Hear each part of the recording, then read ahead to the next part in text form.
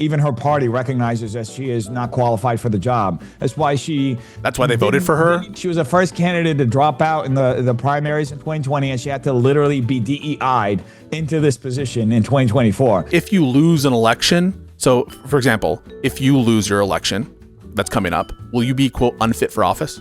Yes or no? Well, that's yes or no? Kind of a false equivalence. I'm asking the question. First answer it. First answer it. Dennis, you can answer the question and then add your qualifier. Will you be unfit for office if you lose? Let me explain. So when you're running for office, was Joe Biden fit for office? Yes or no when he won the election? Clearly no. That's why he had the auto pen. But he won. Hey, you know what? I just want to say you're right. I've tried to debate Andrew Wilson. I'm the only person that Andrew Wilson will not debate without me like paying $5,000. I don't know what the rate is right now. He charges no one else but me. Pay him more, considering you want to kill babies. You're soying out right now. You're soying out right now. You can't even hear me explain what the philosophical debate is. You were so triggered, like one of these soy lefty. I'm not triggered, brother. You sound pretty triggered, bro. For babies. I up for life. You want to kill the debate's over. So. All right, guys, we are back with another debate for Dennis trying to defend Trump here and say Kamala would have done worse. Well, we got Pisco on the opposite. And obviously the subject is Trump doing better than Kamala. He's going to be on the negative of that. So what we're going to do is 5-minute openings, break it into a 60-minute open dialogue, and then we're going to go to the audience for a Q&A. So we appreciate everybody being here. Hit that like button, subscribe if you're one of the other guys' fans and this is your first time seeing our channel. If you're a debater, send us an email. We'd love to set something up. And then get your tickets for DebateCon 8 coming up in Dallas. We got some real heavy hitters going at it. Multiple appearances by Andrew Wilson. We got Destiny. We got D'Souza. And then the new fight card is out on the MDD Twitter account or X account. So looks really cool. Looks like everybody's going to do some real fighting. So let me double check here. Cool. Yep, it is streaming.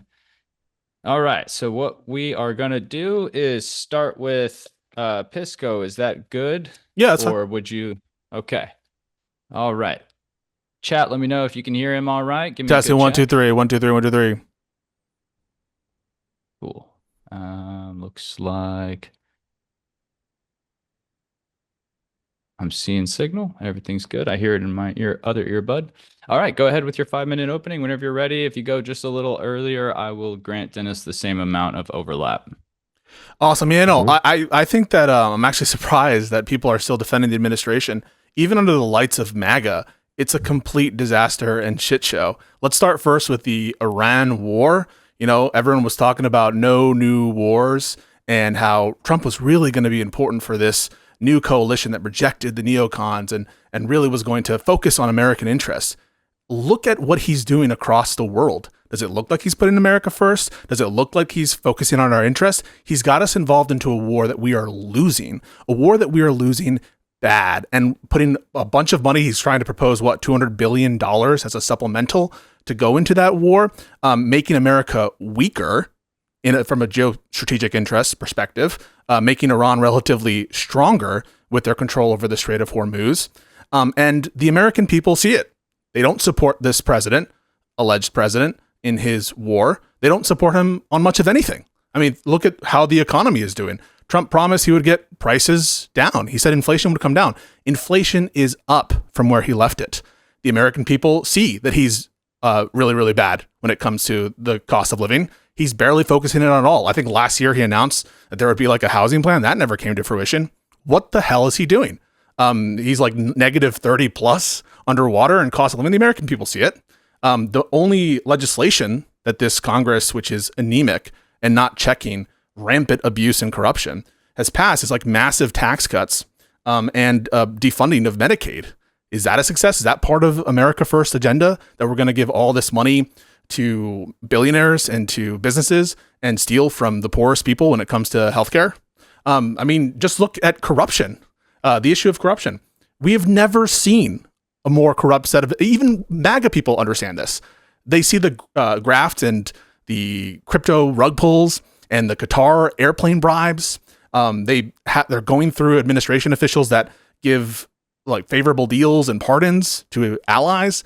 It is a shit show. Look at the Mayor Adams deal when it came to the DOJ, refusing to go forward on charges for a corrupt Democratic mayor out of New York.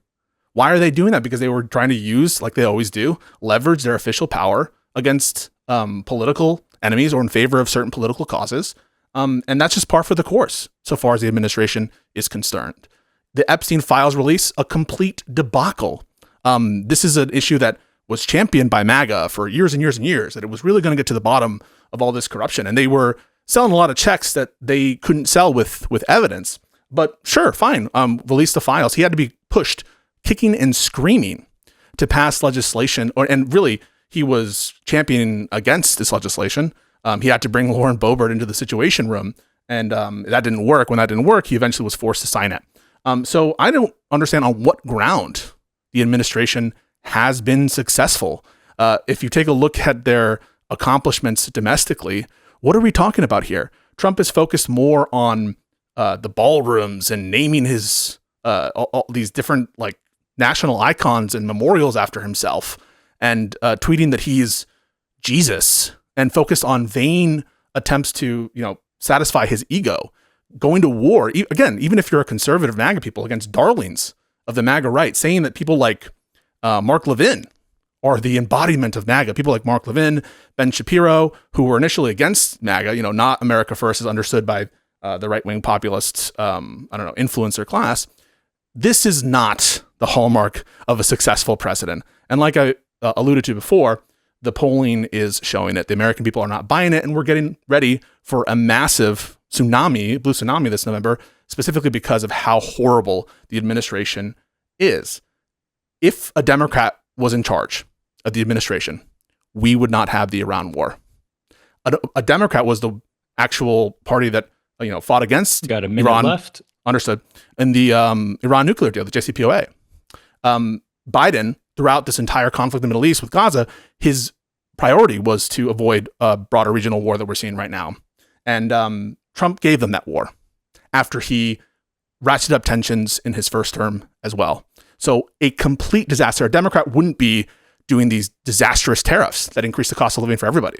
And it would be focused on protecting the programs and funding sources that American people care about the most. And on corruption, it's not even close in terms of which party would have been more corrupt. I mean, even people like MAGA influencers are acknowledging this is the most corrupt administration of all time. And so, yeah, I'm really curious what Def Noodles is going to come up with. All right. Is that the end of your time there? Yep, that's 5 minutes. Cool. Awesome. Appreciate the punctuality.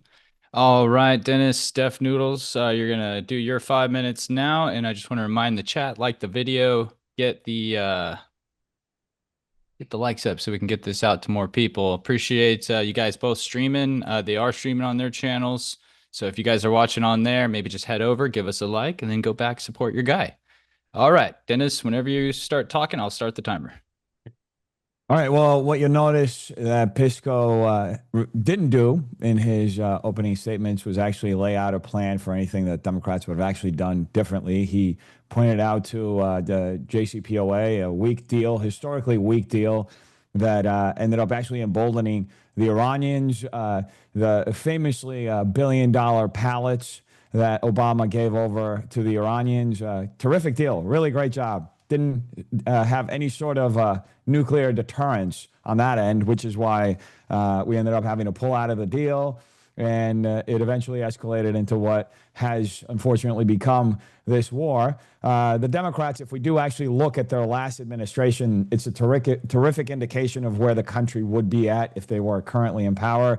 Over 20 million illegal aliens entering the country, no vetting whatsoever. We don't know who any of these people are. They're just pouring through a southern border, violation of federalism with Joe Biden opening the border when states tried to enforce their own border security, like Texas. Just straight up violation of that state's rights. It doesn't even get into the aspect of inflation of Biden just leaving the country completely distraught and terrible economic situation, terrific level of inflation, and I mean that sarcastically, a huge level of inflation. If we also look, he mentioned corruption, right? And it's very interesting that any Democrat would bring up the subject of corruption, as we've seen in the last few weeks and months. Minnesota, one of the most corrupt states in the entire union, the scandal after scandal after scandal with all the Somali daycare fraud that Nick Shirley has exposed.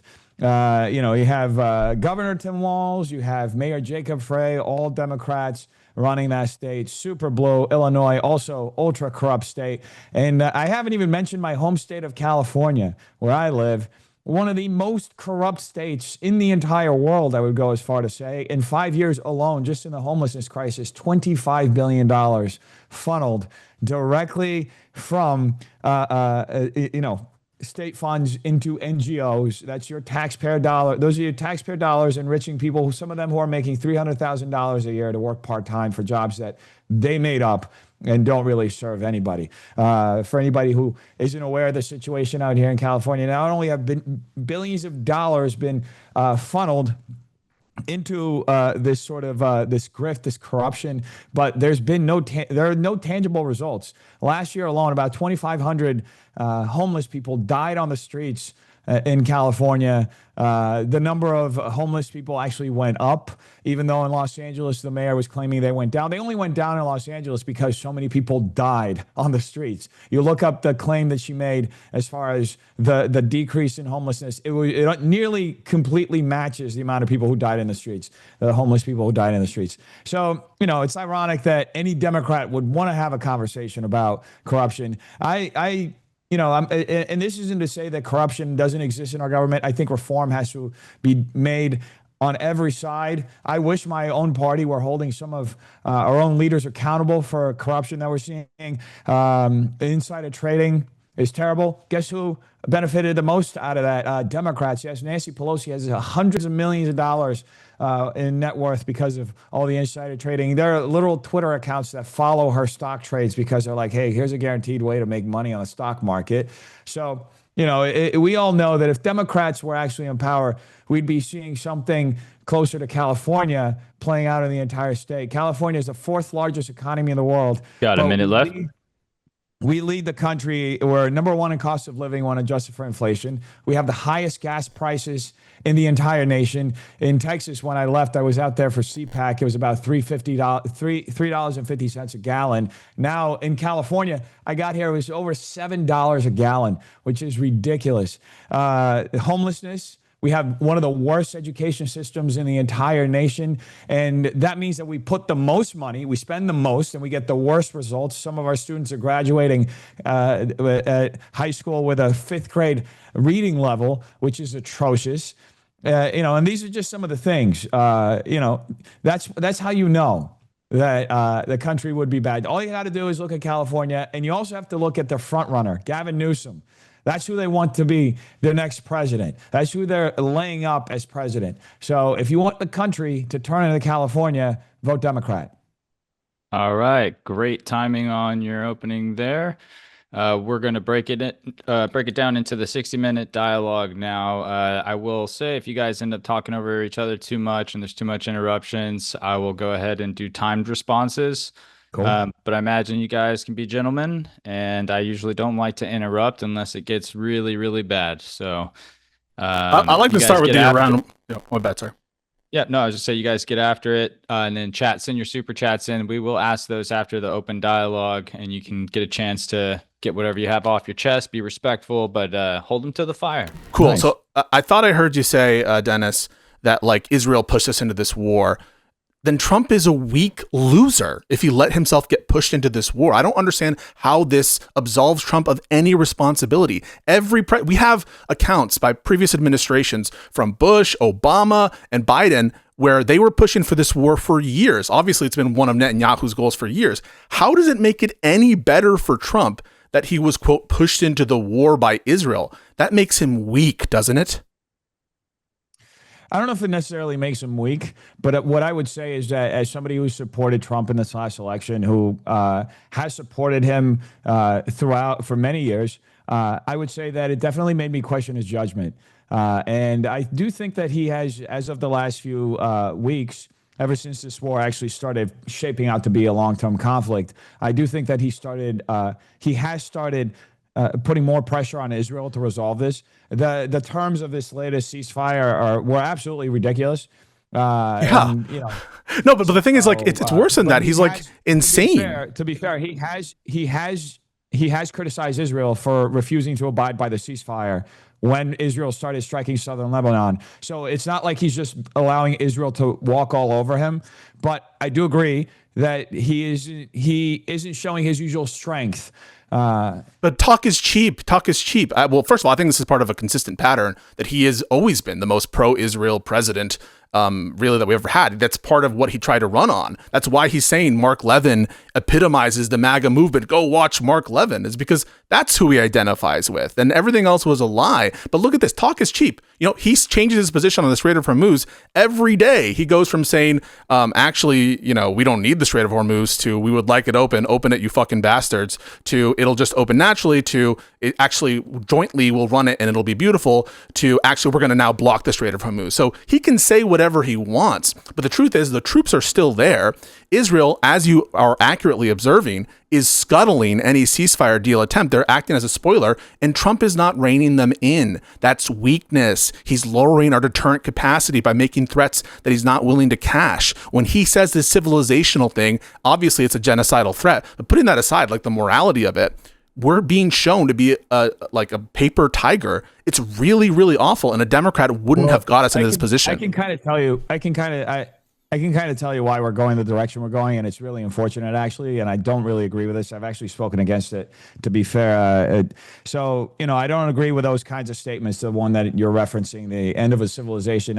I think that he was doing that strategically to try to bring them to the table, but I think that kind of inflammatory, just insane rhetoric isn't something that should be floated So around. a Democrat would be better on this issue, right? I mean, wouldn't they obviously be better? I do wish, but here's the thing. And here's something that I hope most people understand, that a ground invasion is inevitable at this point. It's just a matter of when it's going to happen. We already have 50,000 troops out there. We have about 11,000 that they sent over. We have numerous destroyers, aircraft carriers. I was speaking to a colonel yesterday, high up, somebody who teaches at West Point. You know, I was at the California GOP convention yesterday, was wrapping up, and I was speaking to him. There were people from the Republican National Committee there as well. And the understanding that I got is that there is going to be a ground invasion. That we're set up for a ground invasion. It's all a matter of when. So the rhetoric that you're getting from him, you know, and this is something that Republicans allude to a lot. Commentators will allude to a lot. They'll say, oh, you know, he's saying, we don't understand the full context of what he's saying. He's trying to signal something here and there. And there's a truth to that. He's signaling to them, to the Iranians, to the Iranian leadership, as well as to us, what is going to happen or what's happening and what his expectations are. And the message isn't always clear. But one thing is for sure, that this is all leading towards a ground invasion, which is something that I don't approve. I don't want. I'm happy that you say that. And no, I'm glad that you made that clear, and that's wonderful that we don't need to like get into it. But like, let's just look at the track records of previous Democratic presidents. Like Obama stopped the war in Iraq. Everyone acknowledges in retrospect, huge mistake. Biden stopped the war in Afghanistan. And yeah, you can make some, hay about, the pullout was messy or whatever. But Trump said he would have kept a presence in Bagram Air Base. And so it seems like he would have had a permanent, presence there. Democrats, by and large, in the turn of the decade, they have been less pro-war than Republicans, and certainly on this war, there was a bipartisan effort. We can get to that. But this war, a Democrat wouldn't have got us in this war. Biden was avoiding this war. Obama was avoiding this war. I disagree with that too, and part of the reason why in this conversation with his colonel, like, he actually reframed my understanding of both the Afghanistan and the Iraq war. He said that those two wars actually served as proxy wars with Iran, that a lot of the fight, especially towards the end, were with primarily Iranian-backed forces, right? So the way he described it, it's attacking Iran now is like attacking the actual hornet's nest instead of the surrounding area, right? So that said, I don't believe that a Democrat would have avoided this war. I do believe that Israel's aggression actually sped up our engaging in this war. But I do believe that this war was somewhat inevitable. It's just a matter of who was in office when we got into it. And I do believe that if it were Gavin Newsom, if it were Kamala Harris, I think we would have gotten into it. And here's why. Kamala Harris, when she was running for president in 2024, when Israel striked, I think it was, if I remember this correctly, when Israel was striking and carpet bombing Gaza, she actually said that Israel had a right to defend themselves. And everybody on the Democrat side was actually disavowing, was saying, look, this is genocidal. And she actually supported it. And that's part of the reason why she lost a large portion of the leftist base, because she refused to, number one, call what was happening in Gaza genocide and actually speak and disavow Israel's actions. So this is why I believe that she would have actually engaged in a war, because at the end of the day, you know, you're beholden, and let's just be real here. When you're president, you're beholden to the war machine. And one of the largest supporters of our war machine, it's AIPAC. It's these large Israel lobbies. There are other lobbies as well. But the biggest beneficiary of our war machine in the Middle East, especially, is Israel. So, listen, but Biden was a Zionist, is a Zionist, has been for his entire life. It is an undeniable fact that the Biden administration prevented a greater outbreak of war with Iran when Israel did some strikes, when they killed members of the proxies. There was de-escalation from the administration, and Biden, notwithstanding his support for Israel, notwithstanding Kamala Harris's support for Biden, she was part of an administration that de-escalated with Iran. She was not part of an administration that started this kind of engagement. Even in this administration, by the way, we have reporting, you know, you can credit it or not. I think a lot of it is self-serving from J.D. Vance, but let's take it as true. This New York Times piece that came out that suggested that within the administration, people like Rubio were saying, this is what the Israelis do. They promise these great operations, and they always are pie in the sky in terms of their objectives. Joe Biden did not fall for this. Obama did not fall for this. It is undeniable that you can say the JCPOA was a bad deal, but the Israelis didn't like that deal occurred under Obama. To be fair, as far as Biden goes, I don't even think he was a corpse. So I think it was somebody else making decisions on his behalf. Because that's your position on Trump, because you say that Israel made the decision for him. You say that AIPAC made the decision for him. That's your view of Trump right now. But hold on a second. When it comes to Obama, we have to take into consideration that they were the policy of deterrence with Iran was different. They were more focused on Libya, which is what they ultimately ended up, having regime change out in Libya. And by the way, I think it should be mentioned that Obama had the most unilateral drone strikes that ended up killing civilians in the history of the presidency, right? So it's not like he was a peacemaking president. I don't think America has ever had, to be fair, has ever had a peacemaking president. They've all been war-making presidents, from George Washington to Thomas Jefferson. So I think that's trying to hold different, it's all a matter of who's. But this was the big one, Dennis. This was the big one.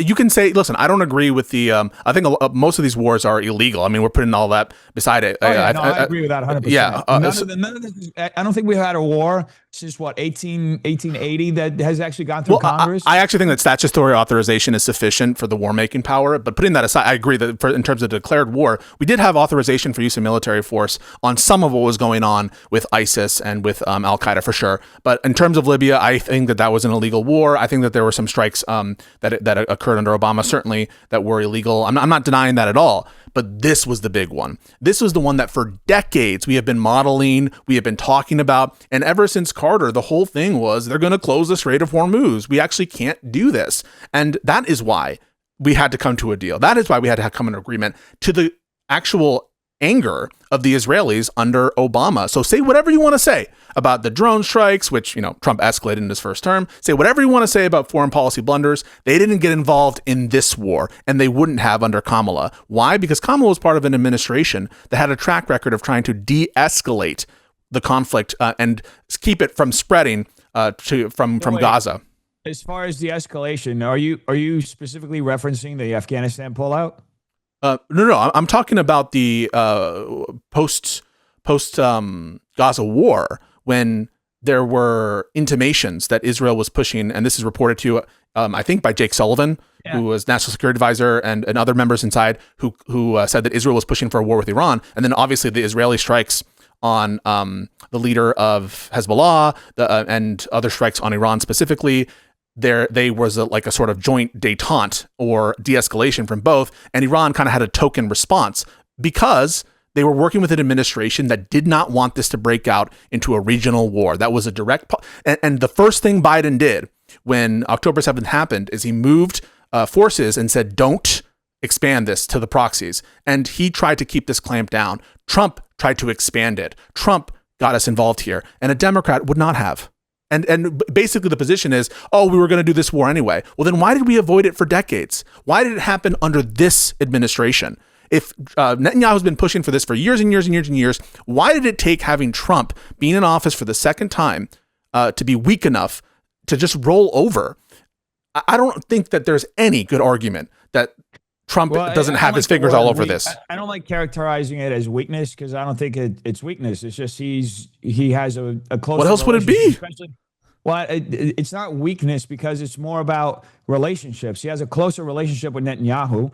He's had him multiple times in the White House. Jared Kushner is in there as an unofficial State Department emissary to all these situations, making decisions on what we're going to do with Gaza, right? Talking about how we're going to turn it into a resort. And I think it's important to know. So he's corrupt because Kushner has his deals and because he's getting charmed by Netanyahu? Yeah. How is that better? Yeah, 100%. Look, I don't think we should have anybody in an unofficial, unelected bureaucratic capacity going out and speaking on behalf of the American government. But here's the thing: your point is mute because the majority of the atrocities that happened in Gaza happened under the Biden administration, and Biden didn't. There was no sort of measure to hold the Israelis back.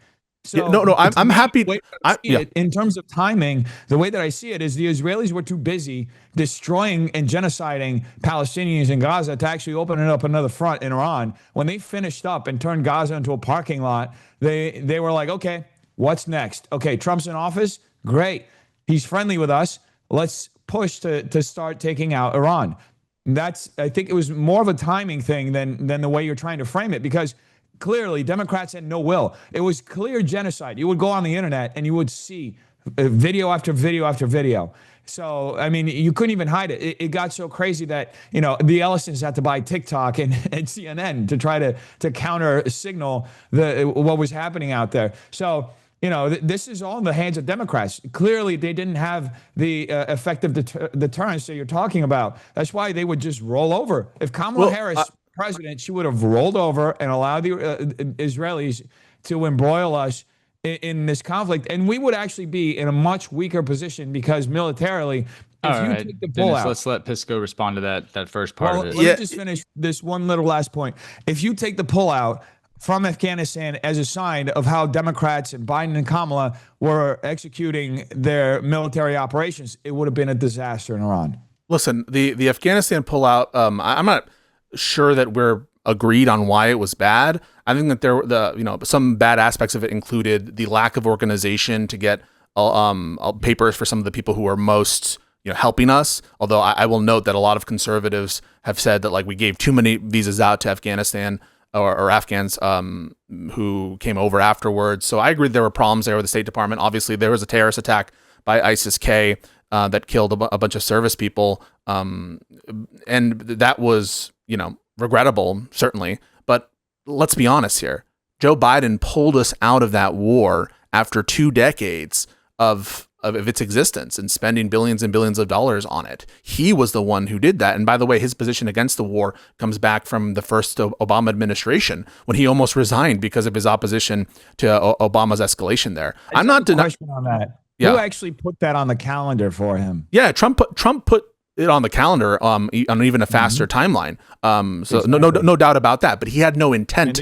No. But he, if you listen to Trump afterwards, he didn't really have, his word means nothing. Okay, his word means absolutely nothing. He made a deal with the Taliban for sure. He did do that, but he has said that he wanted to maintain a presence in Afghanistan. He wanted to keep Bagram Air Base. That's why Trump says it was bad. It was bad because Biden left this airbase and that he would have kept it and had a permanent military presence there. At least that's what Trump says. hundreds of millions of dollars worth of military equipment was left behind. Well, that's a sunk cost. I mean, Armed our enemy that we had spent over a decade fighting. okay, that's a sunk cost. That's just, I mean, how else are we going to spend that much money to, like, pick it up and take all those weapons anyway? I mean, like, the kind of alternative policy proposals I don't think are that serious when it comes to, like, recovering the weapons. But put all of that aside, right? It pales in comparison to the cost of the Iran war that we're going through right now. I mean, we're pointing to imperfections in a pullout of a war by a Democrat, that is Joe Biden. We're not talking about entering into the quagmire of Iran, which is a huge country, which is a much more powerful country than Afghanistan, who is now effectively controlling a strait over which 20% of the world's oil goes through. They are being put in a stronger position, right? When Trump says this shit about the civilization, you and I move on and we think it's crazy, this genocidal rhetoric or whatever. But the Iranian people haven't. He has totally undercut the democracy movement in Iran. He's consolidated the regime. They're in a stronger position. And so we're fucked because of Trump's incompetence and weakness. And for you to say, well, it was inevitable. No, it was not inevitable. This war was avoided for over 2 decades, and it's been an aim of the Israeli government for at least under Netanyahu for years and years and years. The war happened when it did because Trump has been a hawk on Iran for years, and his first administration is evidence of it. The fact that he got rid of the JCPOA and put quote-unquote maximum pressure, that did not have the desired effect. Killing Qasem Soleimani, that also was escalating. That's the direction it was going under Trump, and this is the natural extension of it. And they send people like Witkoff and Kushner to do these negotiations because they've had a wonderful track record. It's a joke, and now our word means nothing, and now our allies are all fucked, and it's a complete mess geostrategically, and it's on Trump. If anything is on Trump's plate, this war, he owns it, and the American people blame him for it. We're not all crazy. We can see what's going on. And this whole it would have happened no matter what, there's no basis for that. The amount of bellicose rhetoric, I mean, think about it. You're talking about Gaza, okay, and I have a question. I have just a question for you. So considering, let's look at the same scenario, right? That we're looking at. The Israelis have had Mossad on the ground for over a year. They've been trying to foment this insurrection within Iran hasn't really picked up too much steam. So they're getting a little uneasy. They're like, hey, let's just go and start bombing the hell out of them. What would a Democrat, and could be doesn't have to be Kamala Harris, what would a Joe Biden, what would Gavin Newsom, anybody else, any other Democrat in leadership what could they have done to stop Israel? The Israelis from striking and putting our own military assets in danger as a result? What could they have done to stop the Israelis, considering their track record of not even stopping the Israelis when they were genociding Gaza? Well, I think that more leverage should have been used by the Biden administration. That's to their shame, that they should have used more leverage to try to. They were basically walked over, I think, in many respects by Netanyahu, while Netanyahu was backing Trump as his preferred candidate. Just to be clear about that. But no, I think that Joe Biden was able to get meaningful restraints from Israel multiple times, multiple examples, including delaying the offensive into Rafah, including the delivery of certain amounts of bombs. And so they have done, Kamala, to stop? Let's let him finish that thought completely, and then he can turn it over real quick. Kamala would have been in a much better position, given that she's not as horribly corrupt and influenceable or able to be charmed by Netanyahu because of his relationship, and given the insane corrupt influences that the Gulf states have. She doesn't have all that baggage, right? She doesn't have that bribery baggage from the Gulf states. She doesn't have all that as much bribery baggage, I'll say, from Israel itself, and the same kind of pull that the Israelis have over the Trump administration. And so she would be in a much better position, and the Democrats have a much better track record of restraining Israel in some capacity. And guess what? They did it, Dennis. They did it when Israel was trying it under Biden. So you can say that they didn't restrain enough on Gaza. I would agree with that. But they did restrain when it comes to Iran, and they de-escalated. Trump did the opposite. That is an unmovable fact. All right, let's turn it over. Well, you're making a lot of assumptions about Kamala, considering that she, in her role, appointed role as quote unquote border czar, she couldn't even stand up for the interests of the American people and stop people from entering the country illegally. You're making a lot of assumptions that she would have been actually effective in trying to negotiate with a megalomaniacal, genocidal person like Netanyahu. It's just that Trump is best friends with at best. It's speculative at best. She's a weak, and Democrats agree with me on this, by the way. She's a feckless, weak candidate. That's why she lost the primary in 2020. That's why she had no support before Joe Biden stepped down from running. And he, in fact, had to appoint her behind the backs of Nancy Pelosi, and who are all on the record. Even Michelle Obama didn't want Kamala Harris to be running for president in 2024. I mean, if this is just a popularity contest, look at the polls right now. Our own party. It's actually insane that I have to talk to so many Democrats who are still coping. You guys didn't want her, and now you're having to stand up for her and say, hey, she would have done a better job. This woman can't even open a jar of pickles by herself. Okay, please. So I'm happy to respond to that. I really don't view it as very topical to the Iran bit, but I'm happy to respond to that. So first off, if we're really going to talk about like the results in the elections, I mean, just wait for the midterms. Just look at the specials right now and look at if we're just going by popularity, look at the approval ratings right now of Trump. They're disastrous. He's losing and losing, even with white working class, especially with the youth. He's underwater massively. Yes, even on immigration, because of how horrible he has conducted this lawless ICE mass deportation strategy, which is now at least somewhat trying to claim that he's backing off of. So if you just want to go by those metrics, that's fine. I mean, in terms of how Kamala got the presidency or got the nomination to be the Democratic candidate for president, I don't really view that as, why is that relevant to whether or not they would do a better job if they were in the office? I mean, why is it relevant, the fact that she, after Biden dropped out, that after the primaries were already conducted and the delegates are under DNC rules allowed to vote however they want to, why is that relevant to whether or not Kamala Harris or any Democrat, and the prompt is any Democrat or the Democrats generally, would be better in office? I just don't view that as relevant. Because you're framing her, and we're talking specifically about Kamala, you're framing her as this great statesman when even her party recognizes that she is not qualified for the job. That's why they voted for her. Didn't even make it. She was the first candidate to drop out in the primaries in 2020, and she had to literally be DEI'd into this position in 2024. And even you have people like Anderson Cooper. You have several people on CNN that's super supportive of Democrats who are up until the week before she got nominated to run as president. They were saying, no, she's a horrible candidate. Don't have her. Do you remember what they said about Trump in 2016? Behind her as soon as she's appointed. I mean, like, this is not convincing to a lot of people. I mean, Trump also ran for president before and he lost, and they were also saying shitty things about Trump and lead up to 2016, and Trump also lost in 2020. I don't understand why your standing in elections relates to false equivalence, because it's a little different when your own party rejects you at the primary level, and then when you lose, and we can debate the 2020 election as well if you like, but when you lose an actual election against an opponent, so your own party rejects you, your own party thinks you're unfit for office, so you have to drop out because of what's the evidence that the Democrats thought Kamala was unfit for office? That's why she had zero support in the 2020 primary and had to drop out. That's why she had to literally. That means she wasn't the wait. That had to publish a letter behind the backs of Democrat leadership, who all thought that she was an awful candidate and had no chance of winning because she was not fit for office. Nancy Pelosi's on the record saying this. Even the Obamas didn't want her.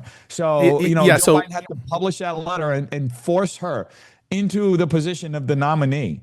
Yeah. So the fact that she lost the 2020 primary doesn't mean that she's unfit for office. That just means the Democrats that's Democrat voters. Yeah. That's all the people. So Democrats, if you lose an election, so for example, if you lose your election that's coming up, if you do, you're running a pretty blue district, will you be, quote, unfit for office? Yes or no? Well, that's or no. That's kind of a false equivalence. I'm asking the question. First answer it. Dennis, you can answer the question and then add your qualifier. Will you be unfit for office if you lose? Let me explain. So when you're running for office, right?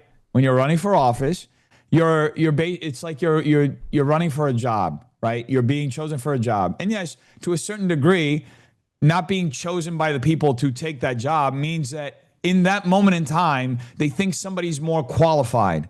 Okay. I'm running against one Democrat, right? And there's I'm going to another ask the same Republican question. like I'm going to ask the Democrats. same question There's when you're one done with this. incumbent. It does. In my case, it doesn't. In her case, it does. Why? Because In virtue of what? So it doesn't apply to in you. virtue of her performance in the debates, in virtue of just how big the rejection was, the fact that she had to drop out because of how little support she has. Yeah, Because it's slipping my mind. The DNI secretary, Tulsi Gabbard, it absolutely wiped the floor with her and exposed her corruption. Wait, The so fact that she why was did Trump? arrested for truancy. So by your If you logic, wait, understand, it's a total difference. so She has let's years talk of about it. public service that led her to that moment, and people were like, hey, look at this. This person has had leadership, and they made awful decisions with that leadership. It's different when you're running in a super blue district and you're challenging an incumbent, and incumbents have a 90% win rate in Congress. So it's a little bit of a difference. That's why it's a false equivalence. Okay, so on your view, you would agree that Trump hired for the office of the director of national intelligence an unfit person, correct? Because he hired Tulsi Gabbard, and Tulsi Gabbard lost in the very same election that you say makes Kamala Harris unqualified. Yes or no? Again, this is a false. Why? I'll explain it exactly why. Because you're applying her running for president versus her taking a position in his cabinet. Two different offices, two different. Marco Rubio. She's actually one of the most qualified people for that office because of her military background and how she served. So I would say that Tulsi Gabbard is far more qualified for DNI secretary than she is for president. In this so when scenario. Trump lost, were you aware that Trump ran for president before? Yeah. So he was also unfit for office in 2016. At the point in which, in 2016, you said? He won in 2016. No, he won, but when he was running in 2016, he was unfit for office because he previously lost. When was his original race again? I think it was in 2000. Let's see, President Trump initial run for president. I think it was in 2000. Exactly. So yeah. you're telling me that in 16 years, in 15 years, somebody can't gain the skills to become fit for office, and the American public is that what happened? Is that what happened for office at that point? Is that what happened to Trump? That? It's an internal critique. I'm basically saying that this entire thing is stupid, and that an election, you can lose an election and still be fit for office. Fit for office has to do with like your competency. For example, mental capacity. Look at Trump's insane and unhinged and deranged statements that not even you will sit here and defend. His blasphemy of Christians. Praise be to Allah. Open the fucking straight, you crazy bastards. Praise be to Allah. You want to talk about fitness for office? The guy's like starting feuds with the Pope. He's saying that Mark Levin is like the million Americans voted for him, thought he was the man for the job. I voted for him, including. Yeah, he's a con man. Yeah, he's a con man. And he's unfit for office, not because and winning an election doesn't matter. Find him fit for office. So Joe Biden was fit for office, right? If you want to argue with the will of the American people, I was Joe Biden fit for office? Yes or no when he won the election? Clearly no. That's why he had the auto pen. Wait, but he won. Hey, you know what? I just want to say so we you're are about fucked, halfway right? through the open dialogue. Let's get to the economy at some point. Let's get to other issues, or we can do immigration. Your choice: immigration or economy. Let's do immigration first. All right, let's do immigration. So on immigration, he's underwater on immigration. Why is he underwater on immigration in terms of public approval rating? Because we've seen rampant illegality, violations of our rights, violations of Americans' constitutional liberties, and an enforcement pattern that the people don't support. And that's why he's underwater on immigration. I don't give him credit for lower border crossings because he achieved that aim illegally and unconstitutionally. It would be like giving credit to a president or someone who's presiding over a city or something. If they just like lock up people illegally without due process like Bukele is doing, would you give him credit for lowering the crime rate? Of course not. It's rampant illegality. It's what they're doing to Kilmar Abrego Garcia, what they did to Kilmar Abrego Garcia. It's detentions without any probable cause or reasonable suspicion and everywhere. And that's why the American people are rejecting it. And they're taking billions and billions of dollars. And instead of spending that on things that Americans actually care about, they're doing it on this strategy, which is failing, which is failed. Even people like Nick Fuentes, who is a grand visionary for anti-immigration, according to the Groypers and all that. He says it's a failed policy and a failure. Who is saying that this is a successful immigration policy? Who? Well, my question to you is, do you support sanctuary policies? Under this administration, 100% yes. Why? Because I think that it's the plenary power of the federal government to enforce immigration law. I believe in states' rights, and I believe that states do not have to be sort of taken over by the federal government. They have no obligation to be taken over by and commandeered by the federal government to enforce immigration policy that is in the plenary authority of the federal government. And I think in this particular case, there's really good reasons to not go forward with Trump's policy, namely that it's rampantly illegal, unconstitutional, and cruel. And that's why the American people disapprove of it. So that's why I'm in favor of the policies. So basically, you support everything that's happening right now in the streets. Good to know. I don't. But wait. Everything that's happening in the streets, which Trump is presiding. Wait. I don't support. I want to be clear. I don't support violence. Are you saying that? You do. You clearly do. You just said you do. Wait. Well, real quick, I didn't say that I support it. What was the question that you had asked just a second ago? I was talking about why Trump is bad on immigration. I don't know if I asked the question. I just don't remember if that. So I don't support violence, but you get this kind of thing a lot. So people will prey on your fears and insecurities about crime, et cetera, et cetera. Like whatever you want to talk about crime right now and violence right now, Trump is presiding over it. So anything that you wanted to say about homelessness and how bad California is or whatever, you're basically saying that Trump, so just like the BLM stuff. You're for states' rights, but now you're saying that I've always been in front of states' rights. The power of the federal government to come into California and clean up the streets. Is that what you're saying? You're talking about immigration. Immigration is in the plenary authority. You mentioned homelessness too. So you're no. Hang on. But that's true as well because Trump promised a homeless. You want the power of the federal government in the streets. You're advocating for violence. Hang on a second. So both of those things are consistent. Unbelievable. I just want to be clear. I want to be clear. There's no inconsistency. There's no there's no inconsistency on the issue of immigration and its relationship to crime. That is in the plenary authority of the federal government. No question there. Nothing wrong with saying that the federal government should enforce federal immigration law. In fact, you were just here chastising me that I was okay with states having rights in terms of not being commandeered by the federal government. No inconsistency there. On housing, I'm not chastising you. I believe in federalism as well. Okay, then great. So there's no contradiction whatsoever. We agree. My view has. So we agree. My view has no contradiction so far on housing. No, it does. What's the contradiction? You support sanctuary laws. In this context, yes, I do. What's the contradiction? So the contradiction is that there should still be a cooperation between the county, the state, and the federal government. That's how you have a functioning government. The fact that sanctuary laws push for a total breakdown of cooperation between county and state and the federal government is what's causing this stuff to play out in the streets. I don't know how many times I have to tell you leftists that sanctuary laws are the problem with the way that immigration enforcement, interior removals are playing out. If you just repeal sanctuary laws, all of a sudden you don't have a breakdown in cooperation. I've talked to the police chief in Burbank and in Glendale and all these different a lot of different people in law enforcement. If they were just allowed by the state to work with the federal government, you wouldn't see it playing out in the streets. So first of all, we went back to the system where ICE, where somebody gets arrested and then they have their immigration status checked, and if they're a violent criminal, ICE is brought in to make a determination whether this person should be deported or not.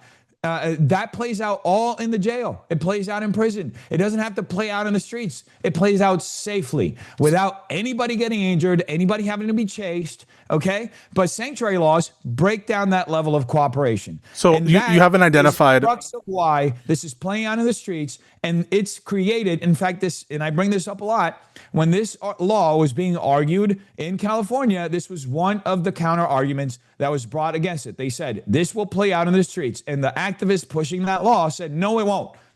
So there was no contradiction there. And guess what? It's playing out in the streets. So there was no contradiction that you identified there. With respect to there was. You literally what's the contradiction? Said you support. You literally, I showed two contradictions. Number one, you said you support states' rights, and then you're saying the federal government should come in and clear stuff up like homelessness. And then the other contradiction was when you literally that's not a contradiction. Said that you support sanctuary laws, and at the same time you want the federal government to you don't want the federal government to be enforcing these the immigration laws. No, It's just so many you're different well aware. contradictions. You're well aware that the sanctuary policies, which by the way are in a minority of jurisdictions, that is an exercise The of entire that state is of excuse me, California is a excuse me. sanctuary So state. so So is so, Illinois. Like, so wait. Am I wrong? What I just said wrong when I said it was a minority of jurisdictions? Was it wrong? Yes or no? It's basically every blue state. Wait, That's no, a huge- was California's I- the largest Was I union. Are you wrong? saying minority? So I There's wasn't like- wrong, right? I wasn't wrong when I just What are said you that. talking about? Wait, do you know what a California's minority huge is? state. Do you know what a minority is? Yes, I know what a minority Okay, is. so But it's a minority now rule, now right? you're playing a definition game. You're trying to play a definition game. To the largest representation in Congress is California. This like we have over 50 seats. We're the biggest state in the union. You add Illinois, you add New York, you add the blue states have a huge amount of representation when it comes to Congress and in financially. Okay. and So the you're entire country. overstating. So You're to be clear, making a weird so- argument so as to- far as Hey guys, they're a minority when you compare if we them to can't the let 50 each other go states. back and forth, I'm gonna start Okay. the timed responses after one more all right. interruption So- back so and you- forth. So it'd be 2 minutes if we do that. So just Okay. let you know. So you're overstating the nature of the sanctuary policy or whatever, what have you. Number two, you didn't identify a contradiction. It's totally in keeping to have a view on federalism, as I do, and to believe that there are federal prerogatives. In fact, it's an exercise of state sovereignty to not be commandeered by federal government when it comes to immigration stuff. And of course, it's totally consistent for me to say the federal government should have a housing plan. Trump himself, and that's not in violation of any state sovereignty because you can either work cooperatively with the states. It's funny, by the way, that you mentioned cooperation between states and federal government as though that's what's desperately needed in terms of running our policies, when the federal government won't even cooperate with state investigations into the murder of Alex Preddy or Renee Good. I mean, that's a problem in terms of cooperation between the state and federal government as well. But yeah, no, there's no contradiction in what I just laid out, and the American people are not buying it, and even the immigration hawks are not buying it. People like Nick Fuentes are not buying it because they're failing. They're failing in terms of their maximalist vision, because guess what? It was always stupid to say that you could deport 20 million or more people. It's too much money. It's too many deprivations of liberty are required to actually effectuate that many deportations. And when you started to actually be more present in the streets in these different areas, the approval over the immigration policy plummeted. It plummeted because this was the strategy of MAGA. Put all the blame on illegal immigrants, and that's the reason why everything is going bad. But guess what? It was a pack of lies,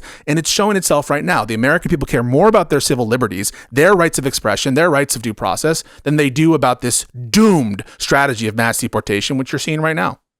Okay, go ahead. Well, Dennis. that's an obvious mischaracterization of why the so-called, as you said, the immigration hawks. You said Nick Fuentes. You said MAGA is upset with the immigration policy. No, the main grievance as far as immigration policy and MAGA and America First and Nick Fuentes and all these other folks is that it stopped. That it hasn't kept going. That they actually slowed it down and they kind of capitulated to the insane people on the left because of all the activist campaigns, all the agitators that were paying to go out and interrupt this stuff that was playing out in the streets. Again, I'll bring up my point. You still haven't provided a substantive response to this.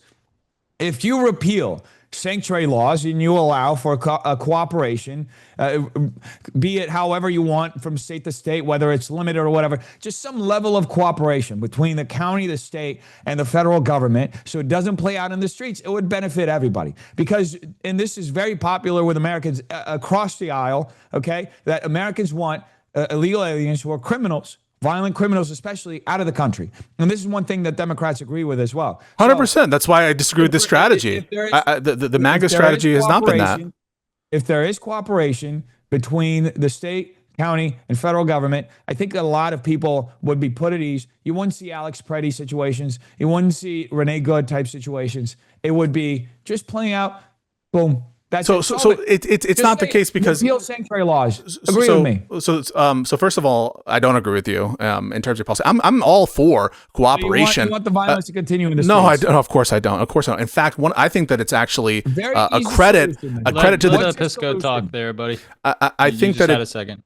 I think it's actually to the credit of Democrats and their immigration strategy that they focus on violent criminals and criminals in terms of their, and that's just sort of unrebutted from the Office of Immigration Statistics and from Stephen Miller's own mouth, and the observations, by the way, of people like immigration hawks like Nick Fuentes, that the strategy that changed in this administration was to not go after violent criminals, was to go after people who were easy. And that's just the facts in terms of what they started doing. Stephen Miller's own mouth saying so. What did I just say that was untrue? Just check the DHS website. You'll see the majority of the people, they have pictures of people who are being deported. The majority of them are violent criminals. You look at statistically, even a cleaned up study that was done, the original study by DHS said about 70 to 75% of the people being deported were violent criminals. UCLA Berkeley did a cleanup study on top of that study, and they removed a ton of criminal categories. And even then, around 45% of the people who were deported were criminals. So let's address those claims. Let's address. Even after UCLA and Berkeley went up and cleaned it up. So if you just look at DHS data, if you look at their website, you'll see all those folks out there. So again, you're lying. But, so I'm not lying. So before you give your response, I'm going to start the timers now for the last 15 minutes, just so we can have complete responses back and forth for the audience. Cool. If you guys start talking at the same time at the tail ends, then no one can hear what you're saying.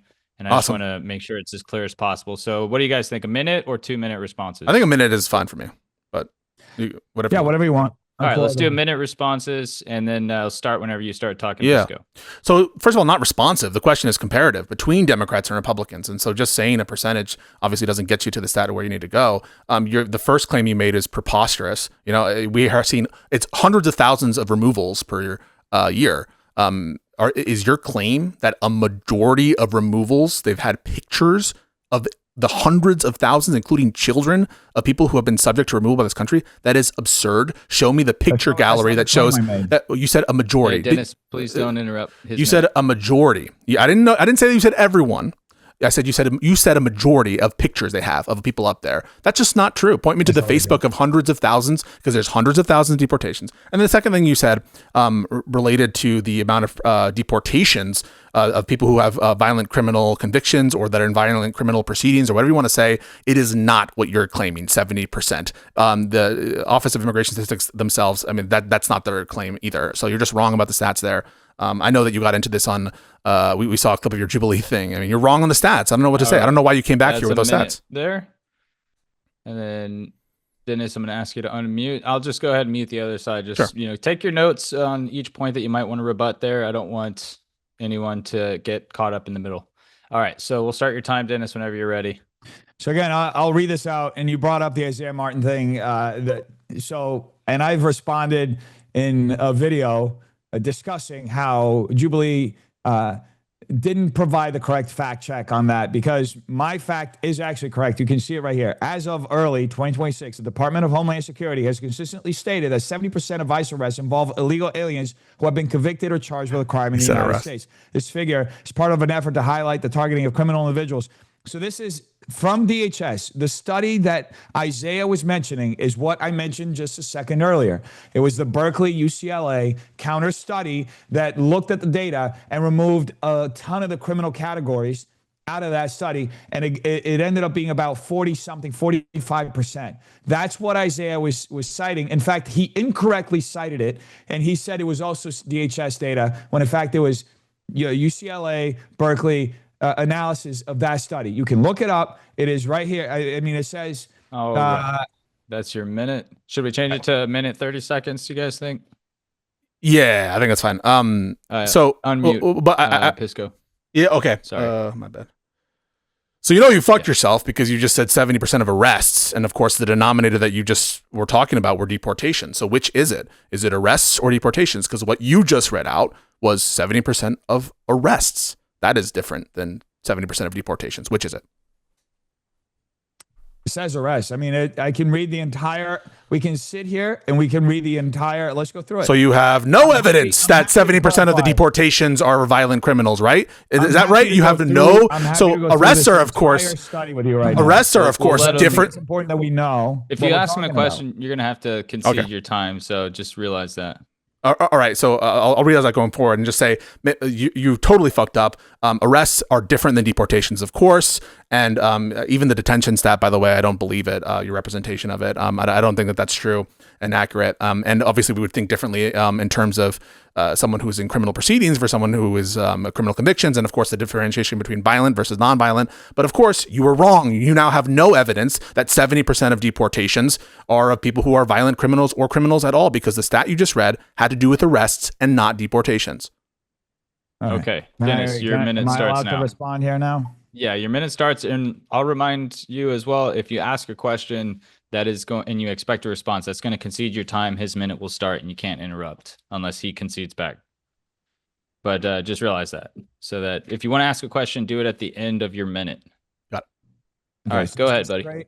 This is straight from the DHS website. It says DHS has arrested and deported hundreds of thousands of criminal illegal aliens across the country, including gang members, rapists, kidnappers, and drug traffickers, thanks to the brave men and women of Immigration and Customs Enforcement, ICE, CBP, and other law enforcement immigration enforcement agencies. 70% of those arrested by ICE are criminal illegal aliens who have been charged or convicted of a crime in the United States. Over 3 million illegal aliens are out of the country, as DHS has removed more than 675,000 illegal aliens. An estimated 2.2 million illegal aliens have self-deported. ICE and CBP have conducted operations in cities nationwide, resulting in hundreds of thousands of arrests. Now, obviously, the narrative, it's interesting that you're honing in on the word arrest. I'm talking about the data itself, but you're honing in on the word arrest. And it's interesting that you would do that, because the majority of leftists usually focus on this talking point of they're not getting due process. They're not going to, clearly from the wording here, you see that there's a differentiation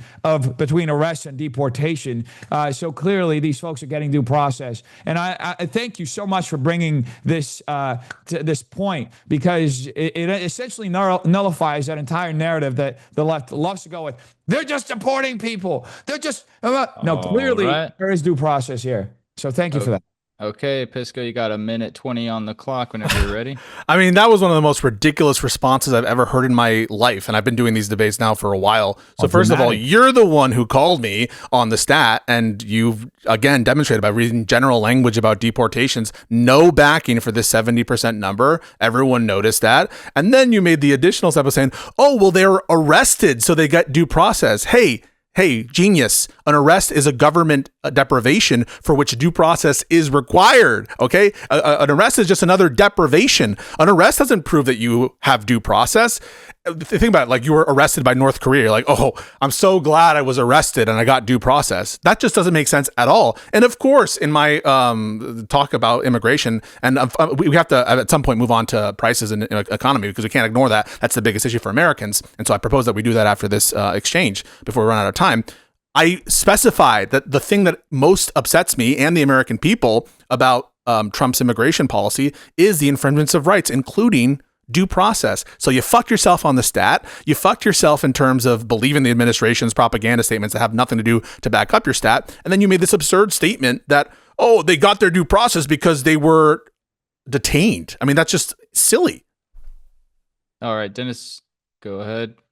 Notice how he refused to engage with any of the data that I actually presented. He spent that minute and 20 seconds just doing ad hominems, because clearly he can't engage with what I'm saying. He's choosing to hone in on one word when clearly he's been thoroughly debunked. This leftist narrative of people there's no due process. These people, why you believe government data? What are we supposed to believe? I mean, if you have a different study, I even mentioned a counter study that presents a lower number. It's not like I'm above looking at data. You presented zero data. You just rely on ad hominems. You're just straight up having to rely on attacking me because you got nothing. You really don't. The Biden administration allowed 20 million people into the country. Trump won, not out of some xenophobic thing of like the country's like all of a sudden it's xenophobic. No, people realize the effect that what Biden allowed to happen in the country had in their lives, right? Kamala Harris was responsible for that failure, right? Let's talk about that. Let's talk about the failures of Democrats and how this was a necessary response and how this was largely successful and how Republicans supported it until it was dialed back because Unfortunately, the administration got a little bit. I don't know. I don't really know why, but from my perspective, in my humble opinion, I think that the leftist agitators ended up just turning up the heat so much on our good ICE agents that it got a little too dangerous to continue doing that. And by the way, in Minnesota, Dennis, they I have to cut ended you up off going there. back to cooperating with ICE. That was part of the reason why things cooled down there. Alrighty. You got a minute 45, Pisco. Yeah. Go ahead whenever you're ready. So I support Democrats when it comes to immigration because I think that they're willing to abide by the law, and that's the most important. I think test of the government is, do they hold themselves to account to the people, and the people's chambers enforce the laws and pass laws that the government's supposed to be beholden to. So yeah, it's a big deal when the administration violates due process, et cetera, et cetera. In terms of the enforcement strategy being not targeted at criminals, you can just listen to it from Stephen Miller's mouth. You can just read the memoranda that DHS promulgated and just look at their pattern of enforcement after they got the marching orders, as well as the stats. I mean, you're just not reading the correct stat that you claimed that you had, 70%. I'm not saying distrust all DHS data, although there have been ways in which they've exaggerated. For example, they'll use this kind of like voluntary deportation number to claim an absurd amount of removals, which of course isn't the definition of removal under the statute or the statistics. But yeah, I think Democrats would have been way better on immigration. And guess what? The American people overall disagree now by double digits of Trump's immigration plan. And so they agree with me if we're just going on a popularity contest. I propose we get into economy and cost of living, because that is really where the American people hate what Trump is doing and where his policies have had, I think, the worst effect on what's going on. So that's where I want to move to next. Okay, so what I will say is we got about 5 minutes, 6 minutes left in the open dialogue. Then we're going to be taking some audience questions. Audience chat, get your super chats in over at Modern Day Debates, and I will ask the debaters if you have specific questions for each or both of them.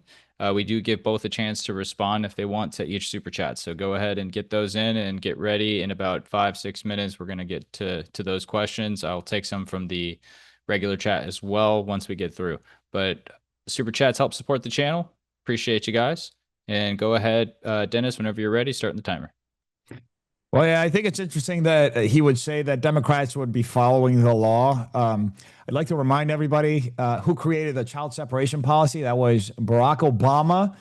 So I guess this guy supports separating children, putting them in cages. That's what he just admitted to, that he supports over here. That's the kind of immigration enforcement that he would like to see play out in this country. Personally, I don't like that. I'm glad that Trump ended that policy after getting pushback for continuing the policy. It's very interesting how Democrats reveal that they like to pay lip service to being the most compassionate, humane, law-abiding folks. But when you dig deep into their policies, you find some of the ugliest, most draconian policy that you can imagine. Yeah, I mean, let's talk about cost of living. I'd love to talk about how California is a very tangible example of how this was a state that had a surplus until Gavin Newsom, the front runner for president right now, he had a surplus. He has led the state into a deficit. We're number one for cost of living, largely because of Democrat policy. We've had a supermajority in the state for 60 years of Democrats, and right now you can't even change something on your garage door without having to have 6 inspections on it. This is Bill Maher, ultra liberal, admits to this on record on his show. So, yeah, let's talk about it. Let's talk about how much better the Democrats would be doing, how they're known for cutting taxes. Oops, yeah, that's right. Mamdani just got into office and just raised taxes after saying on everybody and just said he's going to have we got to turn to rain the funds, to rate the funds in order to keep the city solvent. Let's talk about it. Okay, Pisco, you got a minute 50 on the clock there. Yeah, so it's undisputed that the mandatory child separation policy was under Trump. I just want to let that last little bit there. I mean, it absolutely, obviously, by operation of law, there were some family separations that occurred under previous administrations of every party. That wasn't what was notable about the policy that Trump implemented. It was that it was in order to deter immigration at all. That was his policy. It was now just doing mandatory separation and to charge basically crossing the border, which is usually not charged as a criminal offense, even though it is a criminal offense if it's your first time or whatever, to charge that as a matter of course mandatorily and separate as a matter of course mandatorily. That is what the child separation policy. That's what Trump did. In terms of cost of living, I don't want to hear the word deficit, or because you did say deficit, and which is a little different. It's fiscal stuff, but it's related, from Republicans ever again after the big, beautiful bill. Do not talk about deficit spending, please. But in terms of cost of living, just look apples to apples between Democrats. Trump supported the disastrous tariffs. That had an effect on cost of living. The Iran war we already talked about, huge effect on cost of living. We're seeing it right now at the pumps. You were talking about the California rate for gasoline. Who's primarily responsible for its recent increase? And it's undeniable that the cost of living crisis that we went under Biden was as a result of COVID. That's not really his fault, but the tariffs and the Iran war are Trump's fault. That is why we're seeing it. And inflation has gone up since Trump has taken office from where Biden left it. And so obviously the Democrat would be preferable on cost of living. And as well, I mean, they wouldn't spend all this time, worried about bullshit like ballrooms and shit. And it would be focused on like things like housing. Where's the housing plan? Wouldn't be cutting like Medicaid funds for people, wouldn't be, eyeing next Social Security, Medicare, which, who knows if they're going to do that. But they want to. All right. Are you going to go ahead and concede the rest of your time there? Wait, that was a minute, minute 40, right? You guys, between a minute and 2 minutes, just, be flexible. I start trying to get people to wrap it up around a minute 30, minute 45. No, I'm ready to say, I think that Kamala Harris at a bare minimum had a housing plan. She was going to build more homes. She was worried about building things for like average people. Trump is worried about building his ballroom. He's worried about like his monuments. He's worried about the Trump Kennedy Center. Who cares more about cost of living, a Democrat or Trump? Trump doesn't give a shit. All right. We have time for Dennis to respond and then one last respond from Pisco before we go ahead and get into the Q&A. You guys get your super chats in, tickets for Debate Con 8 if you want to come see it in person. And then we'll turn it over to you, Dennis, whenever you're ready. Well, I think it's pretty ironic that he would talk about cost of living, Kamala Harris, and the big, beautiful bill. I want to remind everybody that the big, beautiful bill cut taxes for no tax on tips, right? For people who are making tips, as well as Social Security, people who are receiving Social Security. And guess what? The great Democrats of my state of California did when those cuts came in. Well, guess what? They did not match those cuts. In fact, they're taking more money out of tip workers. They actually said, you know what? You're going to get more from the federal government. We're going to take more. So that's how Democrats operate.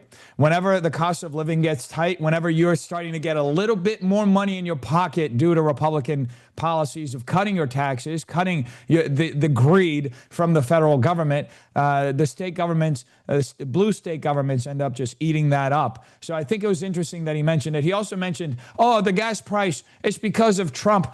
No, actually, California has consistently had the highest gas prices in the nation, and it's not because of Trump. This was before Trump. This has been an issue, and the issue is, as I mentioned, California has had a supermajority for over 60 years in the state assembly and state senate.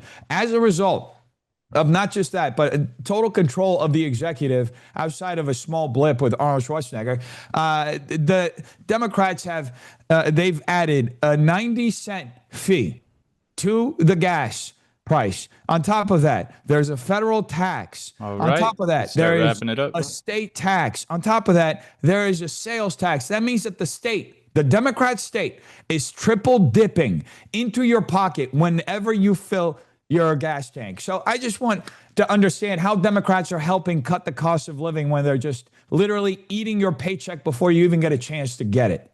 All right. Thank you, Dennis. You can go ahead and take 2 minutes on your last response, Pisco, and then we're going to start the Q&A here. Sure. You guys get some super chats in. I'd love to ask them for you. And then that should only be about, 25, 30 minutes or so. And then we can let you guys go. If people start really chatting, we'll extend it depending on how much time y'all have. But, that's always dependent. I'm flexible. On the Democrats' policies. Well, first of all, I want to address the no tax on tips thing. I understood when Kamala Harris added that to her platform, basically just to match what Trump was doing. this was like a very obvious political move because the policy is fucking stupid. All right. And so, yes, she was doing that. It was like blatantly a political thing to try to match what Trump was doing in that area because it's a policy that sounds good on paper, but it's peanuts. It's peanuts. And it's not really, in terms of a strategy, I think going to get to the heart of where people are suffering when it comes to cost of living. Big expenditures for people are things like healthcare, things like housing. What is Trump cutting? Trump cut Medicaid. Trump cut Medicaid for the poorest among us to pay for these tax cuts that you laud so much. These that disproportionately go to rich people. I mean, he had to cut $800 billion from Medicaid to effectuate that. In terms of what you're saying about the cost of fuel, yeah, no doubt. Yeah, California is a higher tax state. That maybe would explain why the typical default price of energy is higher in California, as addition to like other factors. And no one here is saying that California can't improve in terms of cost of living internally. But we're talking specifically on the presidential level. Why are gas prices rising right now? Gas prices are rising right now because of Trump's instability, because of Trump's failures. And then on the tariffs, I mean, the tariffs were one of the biggest self-owns. We self-sanctioned ourselves. They were illegal to boot, if you care about legality of the law or whatever. And they rose the cost of living for all of us. They were deeply, deeply unpopular. And you have to think, people aren't stupid, right? The overwhelming majority of people know that the prices aren't going down. That was Trump's promise. Trump promised that, and he's failing on that promise. And I don't think that's deniable. He's like minus 38 on it. Awesome. Well, appreciate you guys. This has been definitely a little heated, and it was still generally respectful. I always appreciate that. Okay, guys, we are going to get into the audience Q&As for the last 30 minutes here, and I'm going to start a timer for that just to keep it on track here. And start asking your questions in the comments, and I will ask them to the debaters. So first super chat we got was from Even Lord. I think it's for Pisco. But Dennis, you're more than welcome to respond after his response. Even Lord 7825 for $5 says Trump is the Seoshant that will restore Zoroastrianism to Persia with the Shah. Question for Pisco: does he think small hats cause all of our problems? Small hats? No, of course not. No, I think that's ridiculous. And no, I don't agree with that. In fact, I think that one of the horrible byproducts of Trump's weakness with Israel and his willingness to be Bibi's bitch is that you're seeing an empowerment of truly anti-Semitic, forces in this country. And so, yeah, I think that I don't agree with that. In fact, Trump needs to take more responsibility. And I don't agree with the narrative that Israel is like the only force here. But Trump bears responsibility for being as weak as he is and for pushing this bellicose policy with Iran. All right, Dennis, would you like to respond to that? Yeah, I don't think it's clearly a reference to Jews. I don't think Jews are causing all the problems in our country. I think that's kind of insane to just put it all in one demographic. My primary criticism is with what seems to be an unconditional support that we have to have for Israel. I question why many of our politicians have to have that in order to be elected, in order to stay in government. I don't want any sort of foreign influence in our government. That's not too different from how the founders saw it. That's why you have the emoluments clause. So. All right. Just want to give a big shout out to, I believe it is Wind 5039 sent a membership in. Appreciate you. You guys can do that. If you have a membership, when we do the DebateCon 8 streams, you'll be able to watch those live. Otherwise, you'll have to come in person and check it out. We do put those behind the membership wall when we stream them. Okay, we got a couple questions here from the chat that aren't super chats, but I'll just go ahead and ask them. Yossi Rizzo 1278 says, ask Pisco where Gavin's high rail is. Yeah, no, sure. I think that is a problem that is laid out clearly in abundance in terms of how much was underdelivered from the California state government on there. And a lot of that, I think, has to do with institutional factors and various different inputs where, there are people who have the ability to veto shit and not enough money by the Obama administration when they were, along with Jerry Brown, trying to fund this thing. So I think that's an example of, where Democrats should improve, no doubt. Trump, however, is not preferable. Democrats at bare minimum are trying to invest, as they did with the Bipartisan Infrastructure Act, in our infrastructure. And now, having learned the lessons, I think, of not funding sufficiently and not expediting things sufficiently. One thing I'll give credit to Trump for in the COVID response was allowing, I don't really give him full, organizational credit, but the Operation Warp Speed to get those vaccines, to simplify things, to make it easier in that moment. Obviously, MAGA people won't take credit for that now, but I think we've learned a lot from that. And I think Democrats would be better positioned to invest in infrastructure, invest in things that people care about. And that's like what Biden was doing with the Chips and Science Act and the Infrastructure Act and all this stuff in domestic investment. He was really taking a step away from those neoliberal policies from back in the day and focusing on investing in America. And I think more Democrats in office would do more of that. Dennis, you got an opinion on the rail? It seems like that would help you out where you live. I mean, it sounds like a great plan on paper, but it's been a disaster. There are many of these sorts of Democrat disaster infrastructure projects that happen throughout the entire state. That's just one of them. Infamously, Democrats tried to build this overpass for an Animal Crossing overpass that cost millions upon millions of dollars to build, and it literally was unfinished. It's just a standing, half-finished overpass in the middle of a highway. And I mean, these sorts of infrastructure projects help nobody. They're just money laundering schemes that Democrats use to enrich themselves at the cost of the taxpayer. I think there should be more scrutiny as far as approving these projects and holding the people accountable for these projects. I think that it would benefit us if there were more investment in infrastructure, but every politician goes in there and says, let's invest in infrastructure, and it just ends up being a money laundering scheme. I want real, tangible results. And while, a rail, whatever you want to call it, of that sort, sounds good on paper. I look at the infrastructure that we have for airplanes, and you get there much faster, much safer, and much more comfortable in an airplane than you do in a train. I've taken a train. I've taken the Amtrak numerous times from New York to Florida. Obviously, that's a slow train, but those were the most uncomfortable trips that I've ever taken. I have no interest in that. In fact, it was just maybe $50 cheaper than taking a flight down there. So I'd rather take an airplane any time of the day. We have much better infrastructure like that. Let's invest in airports because, much better than trains. Biden did invest in airports. I just want to say one quick thing. Biden did invest in airports, and now a lot of Republicans who didn't vote for the Bipartisan Infrastructure Act are taking credit for some of the tangible, real wins that were achieved by Biden. We didn't know how good we had it. All right. Well, I do think a high-speed rail that could get you somewhere in like 20 minutes would be pretty cool. I don't ever see it happening these days. Okay, Few welcomed 513 says, why would the government lie about lying? That would be ridiculous.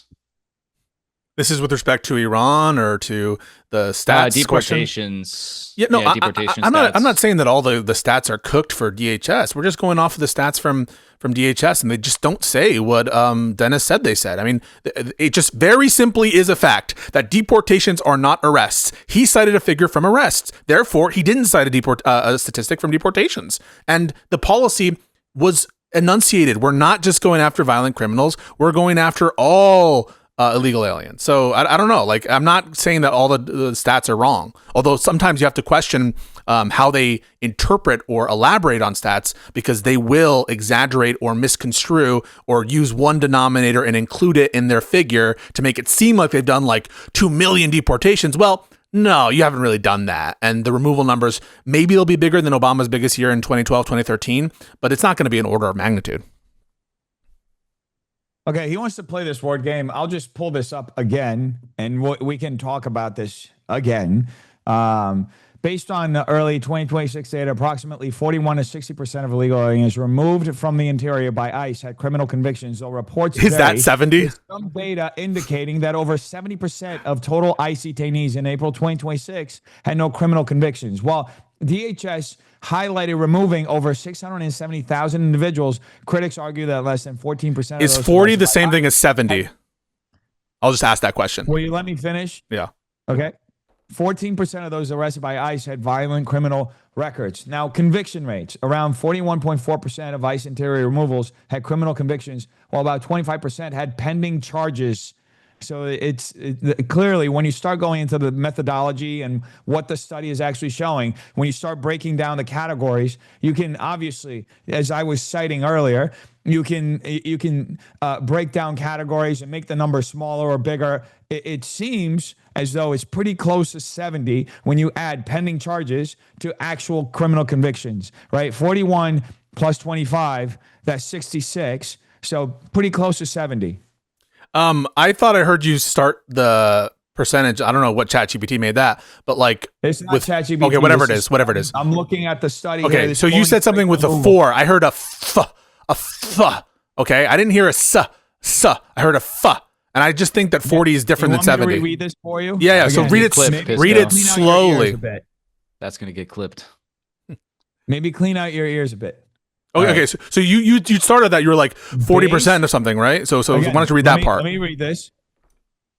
Based on early 2026 data, I could share your approximately screen if you want, Dennis. Sorry to interrupt. Let's do it. All right. You can do it on Zoom, and then I'll switch to the screen share window. Okay. Pardon me while I get to my screen here. Share. You guys, I'm just asking the regular chat questions. If you send a chat in MDD chat and it's fair, I will ask it. I think I shared the wrong screen. Did I share the right one? Oh, it wasn't ChatGPT. It was AI Google. Okay, but I'm but fine. the link is right here. I can just So click on the is link and we can- 41 to 60 the same thing as 70? Will you allow me to read it? I'll read it Okay, for you sure, again. sure. Before you start, just based on early 2026 data, approximately 41 to 60% of illegal aliens removed from the interior by ICE had criminal convictions.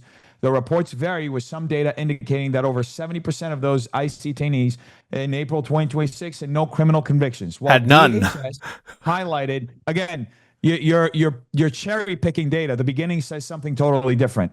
Yeah, different than what you said, which was 70 something.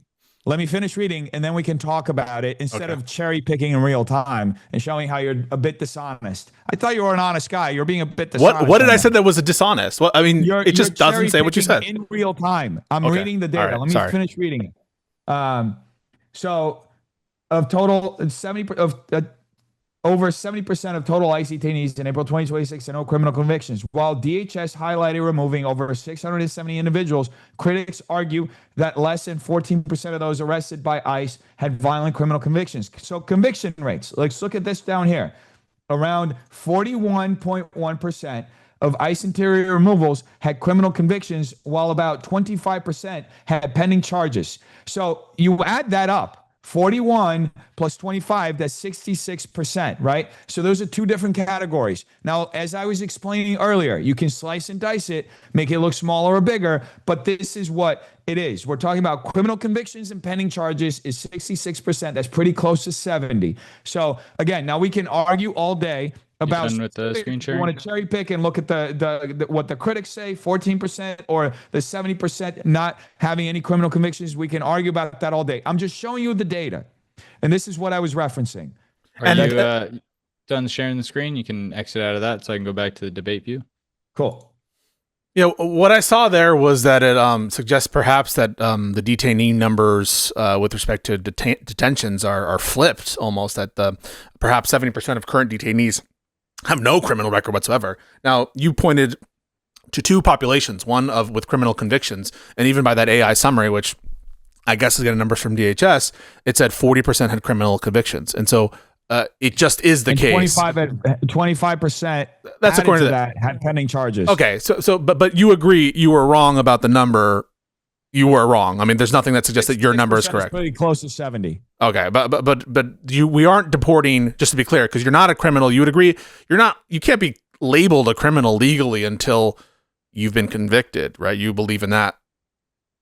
No, due process is a thing again, Okay. but I'm talking about the data set that I had, and I'm saying now we can go down the methodology and look at the categories and break it up however we want. I did mention, by the way, the Berkeley and UCLA study, which cited, I said the 40 to 45% that they excluded the pending charges and everything else. So I cited the 70% number and the 40% number. You can go back and see it. It's on tape. So I cited both numbers just to be exact. If you want to be, All right, we'll I give cited Pisco both numbers. a quick response if he wants, and then I'm going to ask No, some more no, questions. yeah, we can more questions. All right. Boris Johnson 4894 says, Noodles, what are your thoughts on our veterans living on the streets? I think it sucks. I was talking about this the other day at the convention. I think that unfortunately we are not doing enough to take care of this population that sacrifices so much for our country. And usually they're sent abroad to go do those sacrifices, right? So it's really unfortunate that when they come back home, they don't have the level of assistance that they should be receiving. It's almost like it's no longer a talking point that benefits either party. So they kind of just forgot that the veterans are there. I was actually told by this veteran in an interview I was doing that the suicide rate among veterans is around, I think, 20 a day that gets reported. It's actually much higher. It's closer to 60 veterans a day that are unfortunately taking their own lives. And something has to be done about this because, again, we're sending these young men and women to go fight abroad, these wars, often unnecessary wars on behalf of our country. We're told it's, for national security. Sometimes, in the case of Iran, it seemed like it was for Israel's security. So, I just think we have to start taking better care of them. Agreed. Right. Pisco, Yeah, you yeah, give a quick right. response. The wars that Trump started. And yeah, I mean, just look at how Trump wipes his ass with the veterans. He doesn't give two shits. Whenever it suits him, he will denigrate people's military service. And in terms of benefits, he has no compunction about cutting them. Republicans have to go kicking and screaming to support things. The Democrats all support, I know this is not different than military people, but 9/11 first responders. I think it's called the PACT Act. That was passed by Democrats. And so I'm more comfortable saying that, Democrat administrations that are anti-war, or at least comparatively anti-war, I will grant that some, do wars, but less warmongering than Trump and more willing to actually pass benefits for veterans, that is better than Republicans when it comes to, veteran care. Are you kidding? I have to just give me a second to respond. Very quick response, if you could. I mentioned here earlier, Obama did the most unilateral strikes on civilians. I mean, that's clear warmongering on civilians. We toppled the regime in Libya. We had an ambassador die in Benghazi. I mean, it's disgusting that he would do this kind of smear on Republicans. I think both parties, and I'm being fair here, both parties have failed veterans. Okay? That's the only way. You can't split it both ways here. Neither party is doing what they should be doing to help veterans. And we can even go as far back as Jimmy Carter and see the failures of his policy. So. All right. On a lighter, completely unrelated note, why do they call the fruit oranges oranges? Either of you know? I have no idea about the etymology of that word. Yeah, because there's other vegetables and fruits that are green, but they're not green. But greens are a category. The chat was getting really deep on that for a second. I have no idea why. The question was posed by OSO-H5C. Shout out. Okay. Another one here. Let's see. Mr. Green says, how'd you get so awesome, Big Mike? That's my question. Oh, thank you. Believe that gentleman is the first time I've noticed him in the chat. Bro's picking AI over real data. What do you say to that, Dennis? What was the question? It's a claim, assertion. Progressive Pink O says Bro is picking AI over real data. I mean, this is an AI summary. It has links directly in there, and you can click through the links and read the data directly from DHS. Yeah, but you haven't done that, and they could be double counting too, because we actually did that at one point. I actually opened up the DHS website and read directly from the DHS website. Clicking a button isn't really that hard. Just using this broad generalization to discredit an AI summary, it's fine. We all use it, and then you can obviously go deeper. I'm just saying we haven't done that yet here, and there could be the data is there. I haven't been obfuscating or taking out different points. I initially cited the data correctly. I said 70%, I'm just noting. No, you literally. So stop. I'm going to stop you when you do something objectively false. You objectively did not cite it correctly, and you don't know if you're double counting because you don't. I cited a 40%. You said no. You said. I mean, we all have the fucking record here. We can all see you did not cite it correctly, and then I did not cite the 40% number right now. No. You started by saying 70. You said 70% of deportation, something like 70. I cited the 40% number as well. I know. You initial figures. You're being dishonest. I'm not being dishonest. So I just want to make the point about double counting. I'm not going to forget about the point about double counting. If you're both talking, no one can hear you. Just to let you know. So there's no. So just to be clear, we haven't done in the real time a look into the numbers, because guess what? There could be double counting. Someone who had a previous conviction could also have pending charges, and so you assume you can add the 40, add the 20, and it's like about 60, I guess. So that must be like we haven't done the kind of methodological look at these different sources of information. The AI did it, but you assume these are different sets of people. But of course, people who have prior convictions can have pending convictions. What's dishonest? This in my original presentation of the data, I said the 70% figure, and then I said, obviously, you can exclude certain categories. You can look at the methodology around the survey, and you can exclude certain categories. You're repeating my point and trying to use it against me as though I didn't mention this initially, which is insane to try to do. Well, okay, we got about 10, 11 minutes left. I got a question for Pisco here from Vida 1091. Says, Pisco, how do you feel about the government printing money?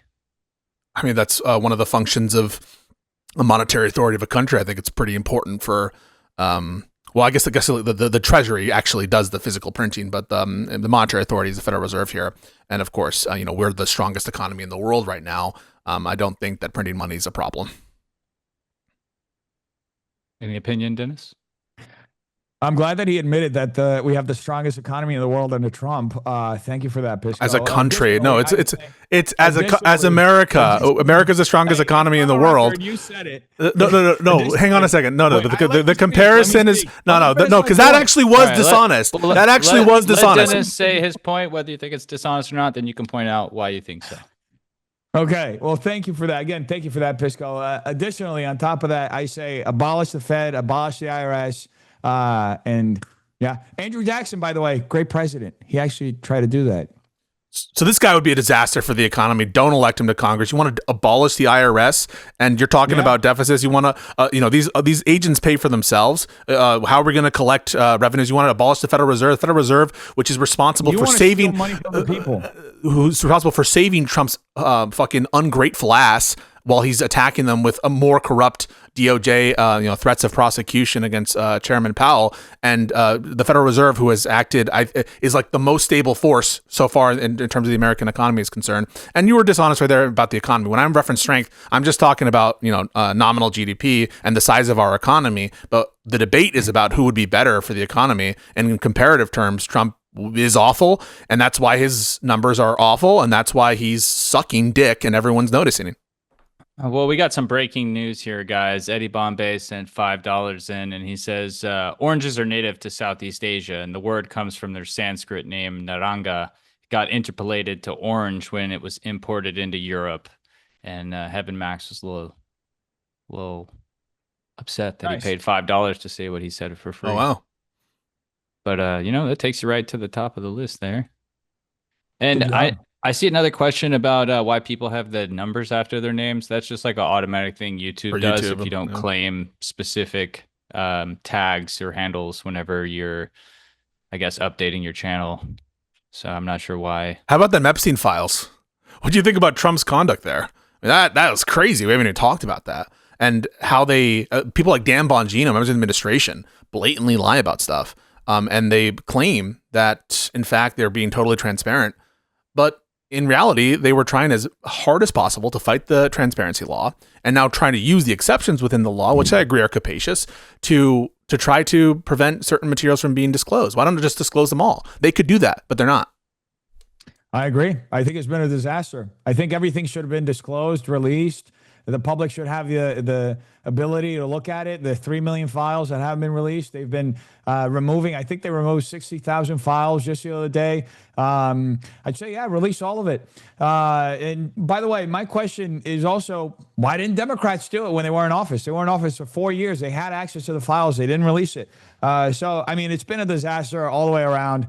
There's a lot of, protecting political interests, protecting people. You have people like Stacey Plaskett. I'm surprised that she's still in office. She was texting Jeffrey Epstein in the middle of a congressional hearing. That's disgusting. Okay, that's who's in Congress. That was Trump's best friend, bro. Texting somebody who had already been convicted, a convicted pedophile, while she's sitting there in a committee, an elected official. No consequences from her party whatsoever. They just swept it under the rug because that's what Democrats do. They talk, they pay lip service to this Jeffrey Epstein narrative. They don't care. They're just going to try to divide the country further. Not Republicans like myself. No, we want to bring the country together. Yes, release every single Epstein file, every single one. Why is Trump? Trump said so. Trump said that the Epstein files were a hoax created by Obama. Isn't that despicable? If it's true that these files show a massive maximalist conspiracy that implicates many people beyond just Maxwell and Epstein, which I think obviously it does implicate them, and I agree that they were absolutely guilty. But if it's true, how do you stomach Trump lying and saying they're just invented? This is a hoax. Don't vote for me. Isn't that a cover up of the Epstein files? You're lying about the files if you take the view that there's massive corruption there. And he's covering it up. Why isn't that disqualifying for Trump? Explain why it's not disqualifying. Regardless of what you say about Trump's statements, you cannot argue with the fact that he has released more files than any other Democrat. He was forced. Wait. He was fighting. It's released anything. He even released files that were compromising to him. The amount of times that Democrats love to say, "Oh my God, his name is mentioned more times in the Epstein files than in the Bible." Guess who released that? Trump. So again, Trump had to be forced. No. So Trump, you guys failed. Let me finish. You guys failed. Let me finish. You guys failed to release the files. You keep talking about it. I say, do something. Next time you're in office, get Gavin Newsom or whoever else is elected on your side. If they get elected, if you guys take over the House, release all of them. I'm begging you. Please. Yeah, Rockcore Moore says release the Super Roast battle files. Oh, yeah. I agree there with are no that. files on that. I'd say eventually we'll do more roast battles if I decide to humiliate myself on the internet again. So Trump was lobbying against the Epstein Files Transparency Act. He had this ridiculous figure, Kash Patel, and Pam Bondi, who's now been unceremoniously booted out, even though she did everything that Trump asked, had them lobbying and pressuring legislators. I mean, using the Justice Department to pressure legislators against this act. And you have the gall to sit here and claim that this is a boon for Trump, that Trump gets to claim responsibility for the Epstein Files Transparency Act, even though he's currently lobbying against one of its sponsors, Thomas Massie, in a primary challenge. You have no shame whatsoever for claiming now transparency on Trump's behalf. Well, no, it has absolutely. I've recognized the issues with the release of the Epstein files. I literally spoke out against it minutes ago. I said that it's actually shameful that the 3 million haven't been released, that they've pulled back 60-something thousand just days ago. Your point's null. You're trying to shame me about something that I literally said was bad. So you were giving Trump credit. Trump is lying. Trump is lying and saying Trump is lying and saying it's an Obama hoax. I said the rollout was awful. I said that it had to be released, but you have to give credit where credit is due. Democrats did absolutely nothing. Tell me, can I why mention that? Are you not trying to hold state? Well, I got another question here. Jeffrey Epstein. Tell me why. I'm happy to address the Democrat point. Do you want me to respond to the question or the Democrat point? I'll be 10 seconds, 15 seconds. You get quick response to him, and then I'm going to move on to the next question. So it wasn't a cultural push from the Democrats the way it was for Republicans, because the Democrats, by and large, are more institutionalist in nature. And by the way, there was a pending criminal case during Biden's administration, which was the Maxwell case, which was being litigated, as well as other investigations that were stopped by Pam Bondi. This is all available by record. And so to me, it makes complete sense. It wasn't a raised issue of consciousness for Democrats, a lot of whom weren't steeped in the issues the way that a lot of MAGA people were, by the way, sometimes falsely. And so, yeah, to me, that's no big surprise. But when it became an issue for everybody, the Democrats were the ones pushing hardest for it, and the Republicans are the ones that had to be coaxed. It explains everything. Well, here again, this guy has no argument, so he has to appeal to culture. He's like, it was a cultural issue with the right. Again, all right. Let's Well, look at the facts. They got released under Trump. He signed the act. He released them. You can put all the pressure you want. In fact, Democrats last minute, when the vote came down to it, were hesitant to actually go all the way through. In fact, they went out and defended Stacey Plaskett for texting with this known pedophile. All right, before we get too far into that, Dennis, please, I'm gonna have to cut you off there. This is definitely a debate that should be scheduled for another time. I don't think there's been many on that subject specifically because of YouTube parameters.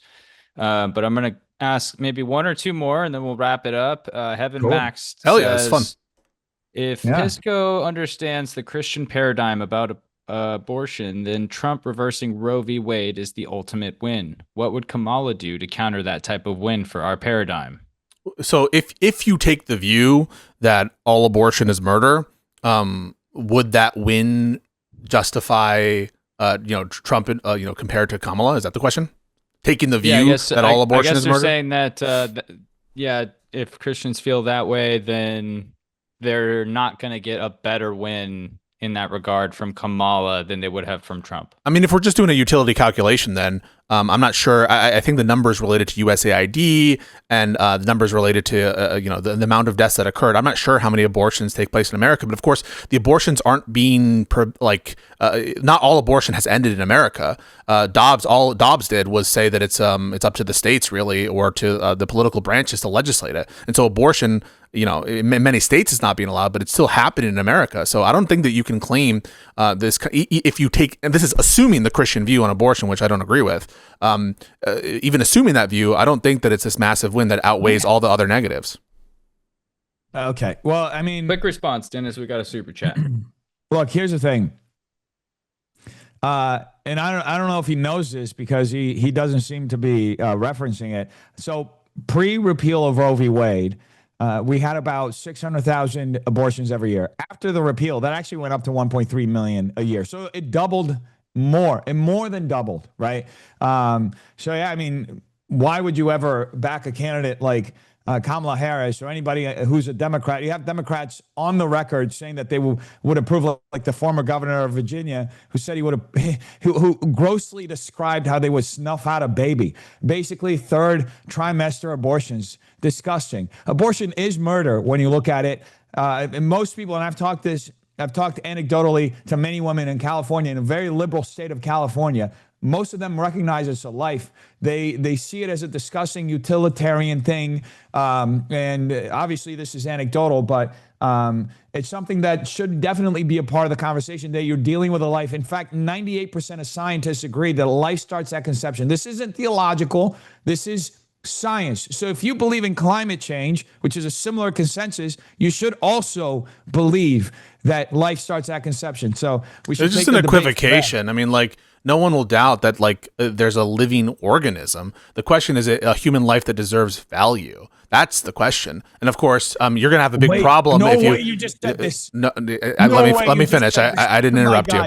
So obviously not all human life. Crazy to have on camera. So obviously not all human life is valuable. I mean, there are cancerous tumors. What? No. I mean, you soy out like a little fucking. Why are you just not letting me talk, bro? I can't believe you're actually saying this. This is an ethical conversation. So I'm soying out because do you value? Hang on. Do you value human? Do you value human? Who's going to choose that? You want the government to choose What? No, who- that's what life that's is not what I said. valuable? So Are so you first so kidding so me? first of all That's so first of all objectively so first of all retarded. that's You the sound so first of insane. all so You so sound first like of all a All right, so let me let wait. Pisco say his Okay. point and you can respond. So first Then of I'll get all, to the this super the chat. current paradigm, the post-ops paradigm, is that the government gets to decide this, and you're like, oh my god, I can't believe that's what the post-ops framework is. You're looking.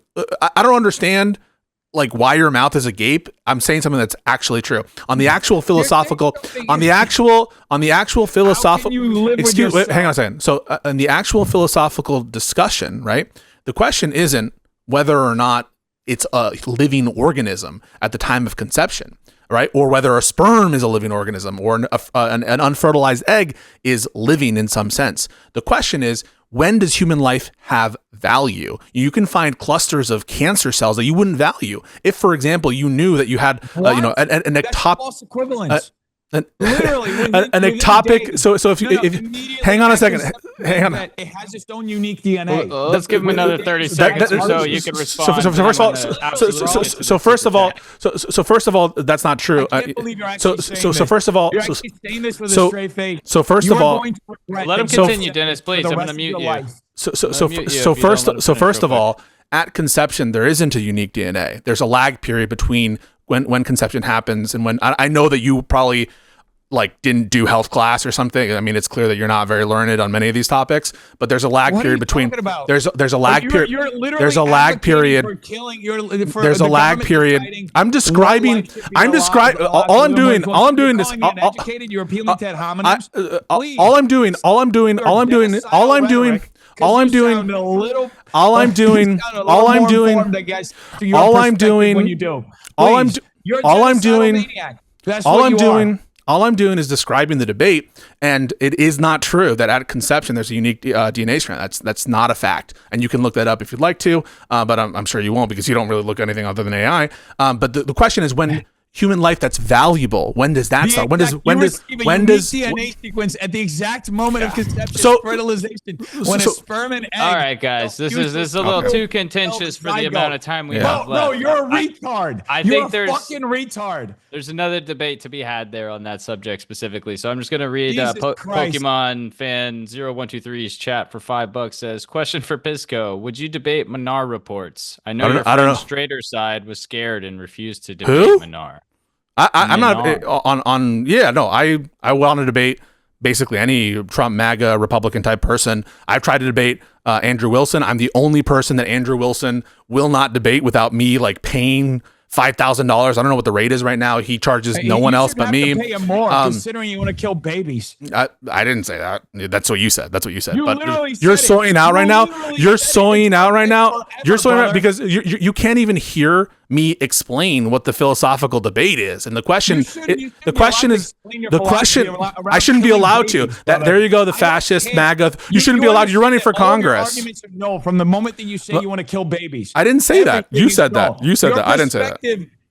I was describing the philosophical debate on abortion, which relates to when human life that deserves value starts. When does that start? And you couldn't even hear that out. You were so triggered, like one of these soy lefty. I'm not triggered, brother. You sound pretty triggered, bro. I stand up for life. You want to kill the debate's over, so it could kind of get off the rails a little bit here and there. I will take maybe one more super chat if someone sends it in. Otherwise, if you guys have a couple questions in the chat, send them now before we get off. We're gonna call it at about 5 minutes or so, 10 o'clock my time. Pisco, are you on the East Coast, West Coast? East Coast, bro. East Coast. All right. So we're at 3 different time zones. Yeah, here. man. Awesome. What can you say? Technology is amazing. Life in HD, shout out. Appreciate you stopping in. Big supporter of the channel. All right. Says, Even Lord said, Pisco damaged Rob Noor. What did you do? We have a lot of these like 5-hour debates with Rob Noor. What did you do? We talked about the corruption. Listen, even Trump Rob. I've met Rob Noor in person. He's actually a good guy.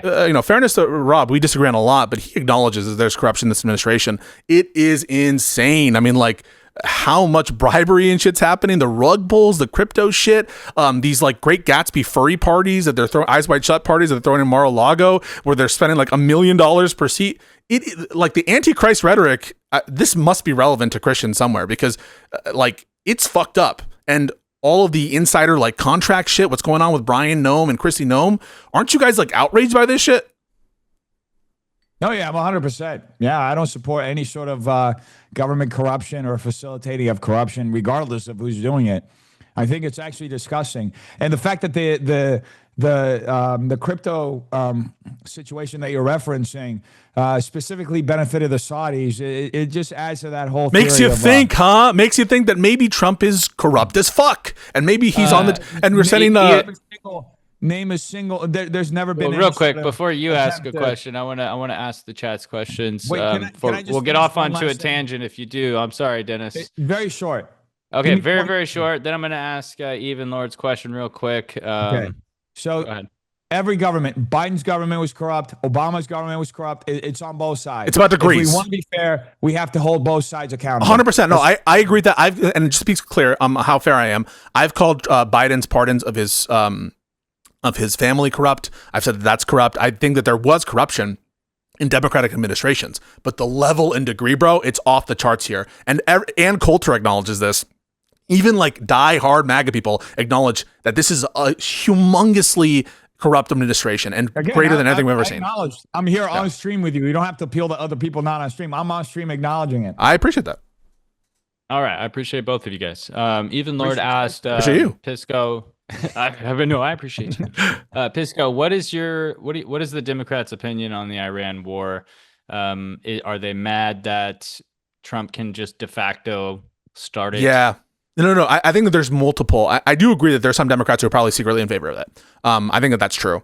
And that is alarming to me because, one, we should follow the Constitution. And I think both Dennis and I agree this is a clearly unconstitutional, illegal war. And that's not just like a process thing. Like, we should follow the Constitution because that's like the gift the framers gave us. It's a good system. It's worked for us. And so I think that runs the gamut between people who are focusing a lot on that issue, which I think is a substantial issue, those who are secretly kind of like waiting in the wings and like they support the policy, and those who are in the right position who are against it, both for substantive reasons related to it being a stupid fucking war. Just look at, we're losing the war right now. Iran is winning the war. And that's a horrible geostrategic position. And obviously it's immoral for other reasons and it's illegal. So I think more Democrats are against the war. And you can just tell that by the war powers resolution votes. And you can tell it based on the funding stuff.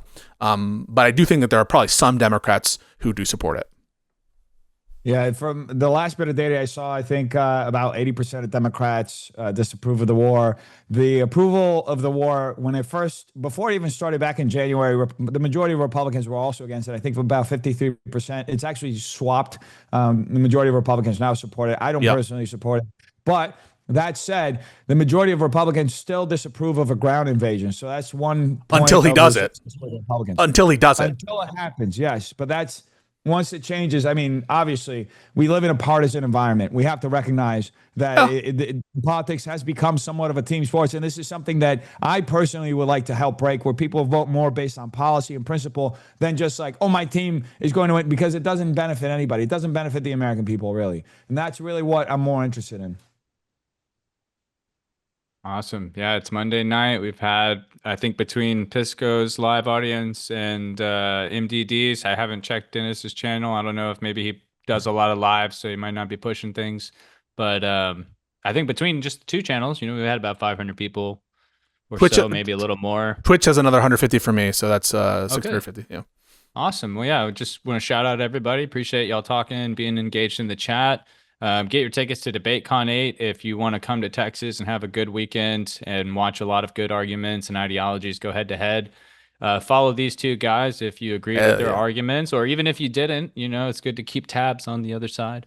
But yeah, we appreciate you guys. You guys want to shout out your channels, what they are specifically? You can go first, Pisco, and then Dennis. Yeah, sure. No, I want, first of all, thank Modern Day Debate. Always have fun on this. I remember talking to Actual Justice Warrior as well live, and these are always great. And I do want to thank Dennis for the debate. I think it was spirited, and I had a really, really good time.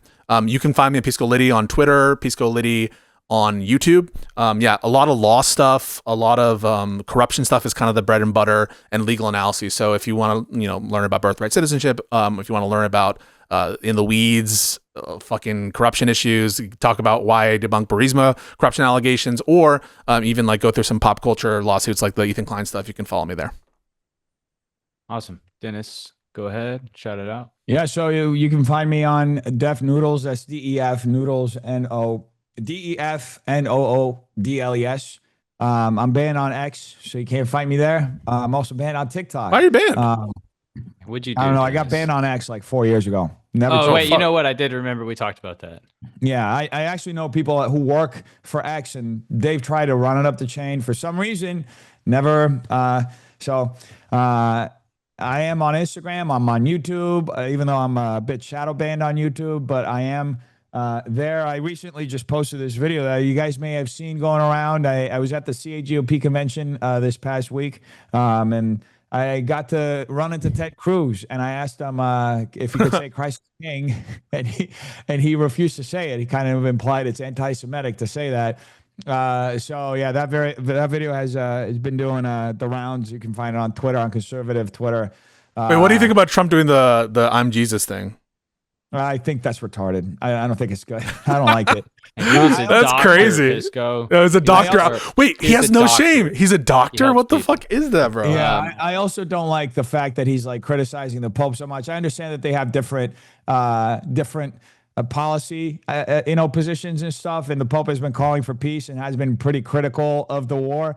But I think, saying that the Pope is bad with public safety, I mean, what are you going to do? Are you going to say Jesus was bad with public safety? Jesus was soft on crime? What are you talking about? You know what I mean? It's kind of That's your dude, bro. That's your dude. That's your guy. Well, you know what? This is the thing. I mean, I'm sure that most people relate to this. When you vote for somebody, very often you're voting for the less of the worst of two evils, right? So I couldn't vote for Kamala because I just thought she was purely our country would be a disaster now.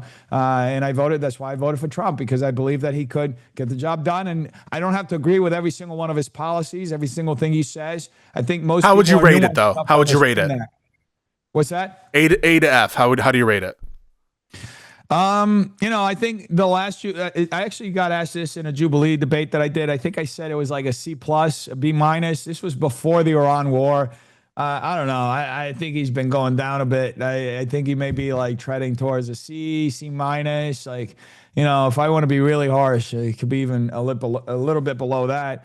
But I think, I do think that outside of all the criticism he's been getting, of having like this dual allegiance to Israel and being weakened to Israel and all this stuff, I do believe that he still puts the interests of Americans first. He knows a lot more than we know when he's making these decisions, but I do wish that he was focusing more on the homeland and domestic policy instead of foreign policy like he is now. So Yeah, everybody could benefit from someone that does what they want on issues in general. So appreciate you guys talking about what matters to you guys. Shout out to Heaven Max. I did join the team back in November, and I'm going to try to do it as long as I can, trying to get the experience. Appreciate these gentlemen letting me host, and we're going to call it for the evening. One more time, shout out to DebateCon 8. Get your tickets. That's going to come up in July 26th and 27th. And then the tickets are in the bio if you would like to get those, or this way. Appreciate you guys. Y'all have a wonderful evening, and thank you so much for the chat. Awesome. Thank you, guys. all right. Thank you guys. Appreciate you. Adios.